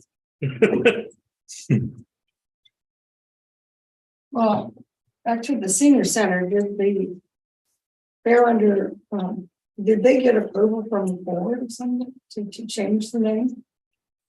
I don't know how that organization didn't operates. They didn't talk to this board.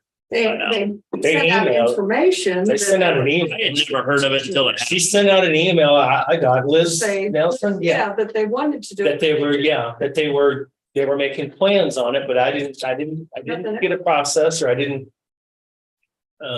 for sure know what direction they were going with that. I mean, the name itself, whatever, but you still have to debate the services and what, are being taken care of or not taken care of. It's not inclusive of the entire county. I know, and their explanation, now you better understand it. That's what it said Riley County. I didn't understand what the problem was. Riley County. Yeah, Thank you. I Appreciate it. I got the indication that You're okay with the language too? Oh, yeah. Looks great. Thank you. Appreciate it. I just want to make sure. I like short and sweet. We'll try And to then get you have some senior centers in other other towns, but I don't. Shorter. Funding. That's that was going to be my question to them. The senior meals, I know, and I don't know, talking about obviously Leavenworth, Leonardville, Randolph all have senior meals that are, well, some every other. But you guys support that, because that's one of the things you do here, supporting them. Yeah, I guess. If you wanted county money. Yeah, Let's spread it around. okay. I'm just So wondering just if little there was things a that catch my process. attention. Yeah, Yeah, I've already got the sign and stuff changed over there. I didn't know what the process was on it. I know part of it too is I guess the city of Manhattan owns the building and the property. So that was part of, I think that was part of it too. But I don't know what the process was to officially make that change. That part I will. You know, it's a matter of history though, too. And it goes back to what Rich was saying about the chamber's name. There was also a period of time when this board had a contract with the chamber because the concern was where are the funds going? And really it was just designed for that, to make it more transparent. So the board, since you were funding the part of the chamber's budget to be able to say, okay, this is serving the rural part of the county as well, not just the city of Manhattan. I'm not lobbying for going back to that. I'm just saying you always have that kind of control. I think we talked about that In when it first response. came on. So that was 12 years or so ago, at least. It was a while back, but it's just an example, kind of goes along with when you see something like that, you're entitled as a funder, you're entitled to ask questions at a bare minimum and to expect to be, I think. well, they should have come To to be us asked. and talked about it, I would think. Yeah, I wasn't aware of it till everyone came out. I was like, oh, that's interesting. Especially even in that announcement that who receives 50% of their funding from Riley County. It's like, Let me go back to my emails and I'll send what I got back over to you. Yeah, it was a long time ago. It was like No, last year. it was last year, but it was early December or something. It wasn't. yeah, the public announcement I just heard a month or so ago. I didn't know what the process was, and maybe I said something or skipped over something. I want to. Well, they may have had the sign made before they finally officially approved it. As quick as the signs changed, it was already. That's what I'm saying. It was already done. The formality, it's the public announcement. Yeah. Feel free to vote. Oh, let's go ahead. Okay. Is there anything else? Well, I just got to think that local government day is Wednesday. Speak of it. yeah, 1 to 7. We're all going. I'm not gonna go. I may be a little fashionably late, but yeah, I plan on attending. I usually do and not have a big meeting with our election system and software company out of Omaha, Nebraska regarding our voting hardware and software. So it's an important meeting, and I've got another important meeting that day too. So I usually do, but those were prearranged. So Okay, I'm gonna go ahead and make a motion that we adjourn the January 23rd meeting of the Riley County Commission. I'll second. It's been moved and seconded to adjourn the January 23rd commission meeting. All in favor? Aye. Aye. see y'all shortly.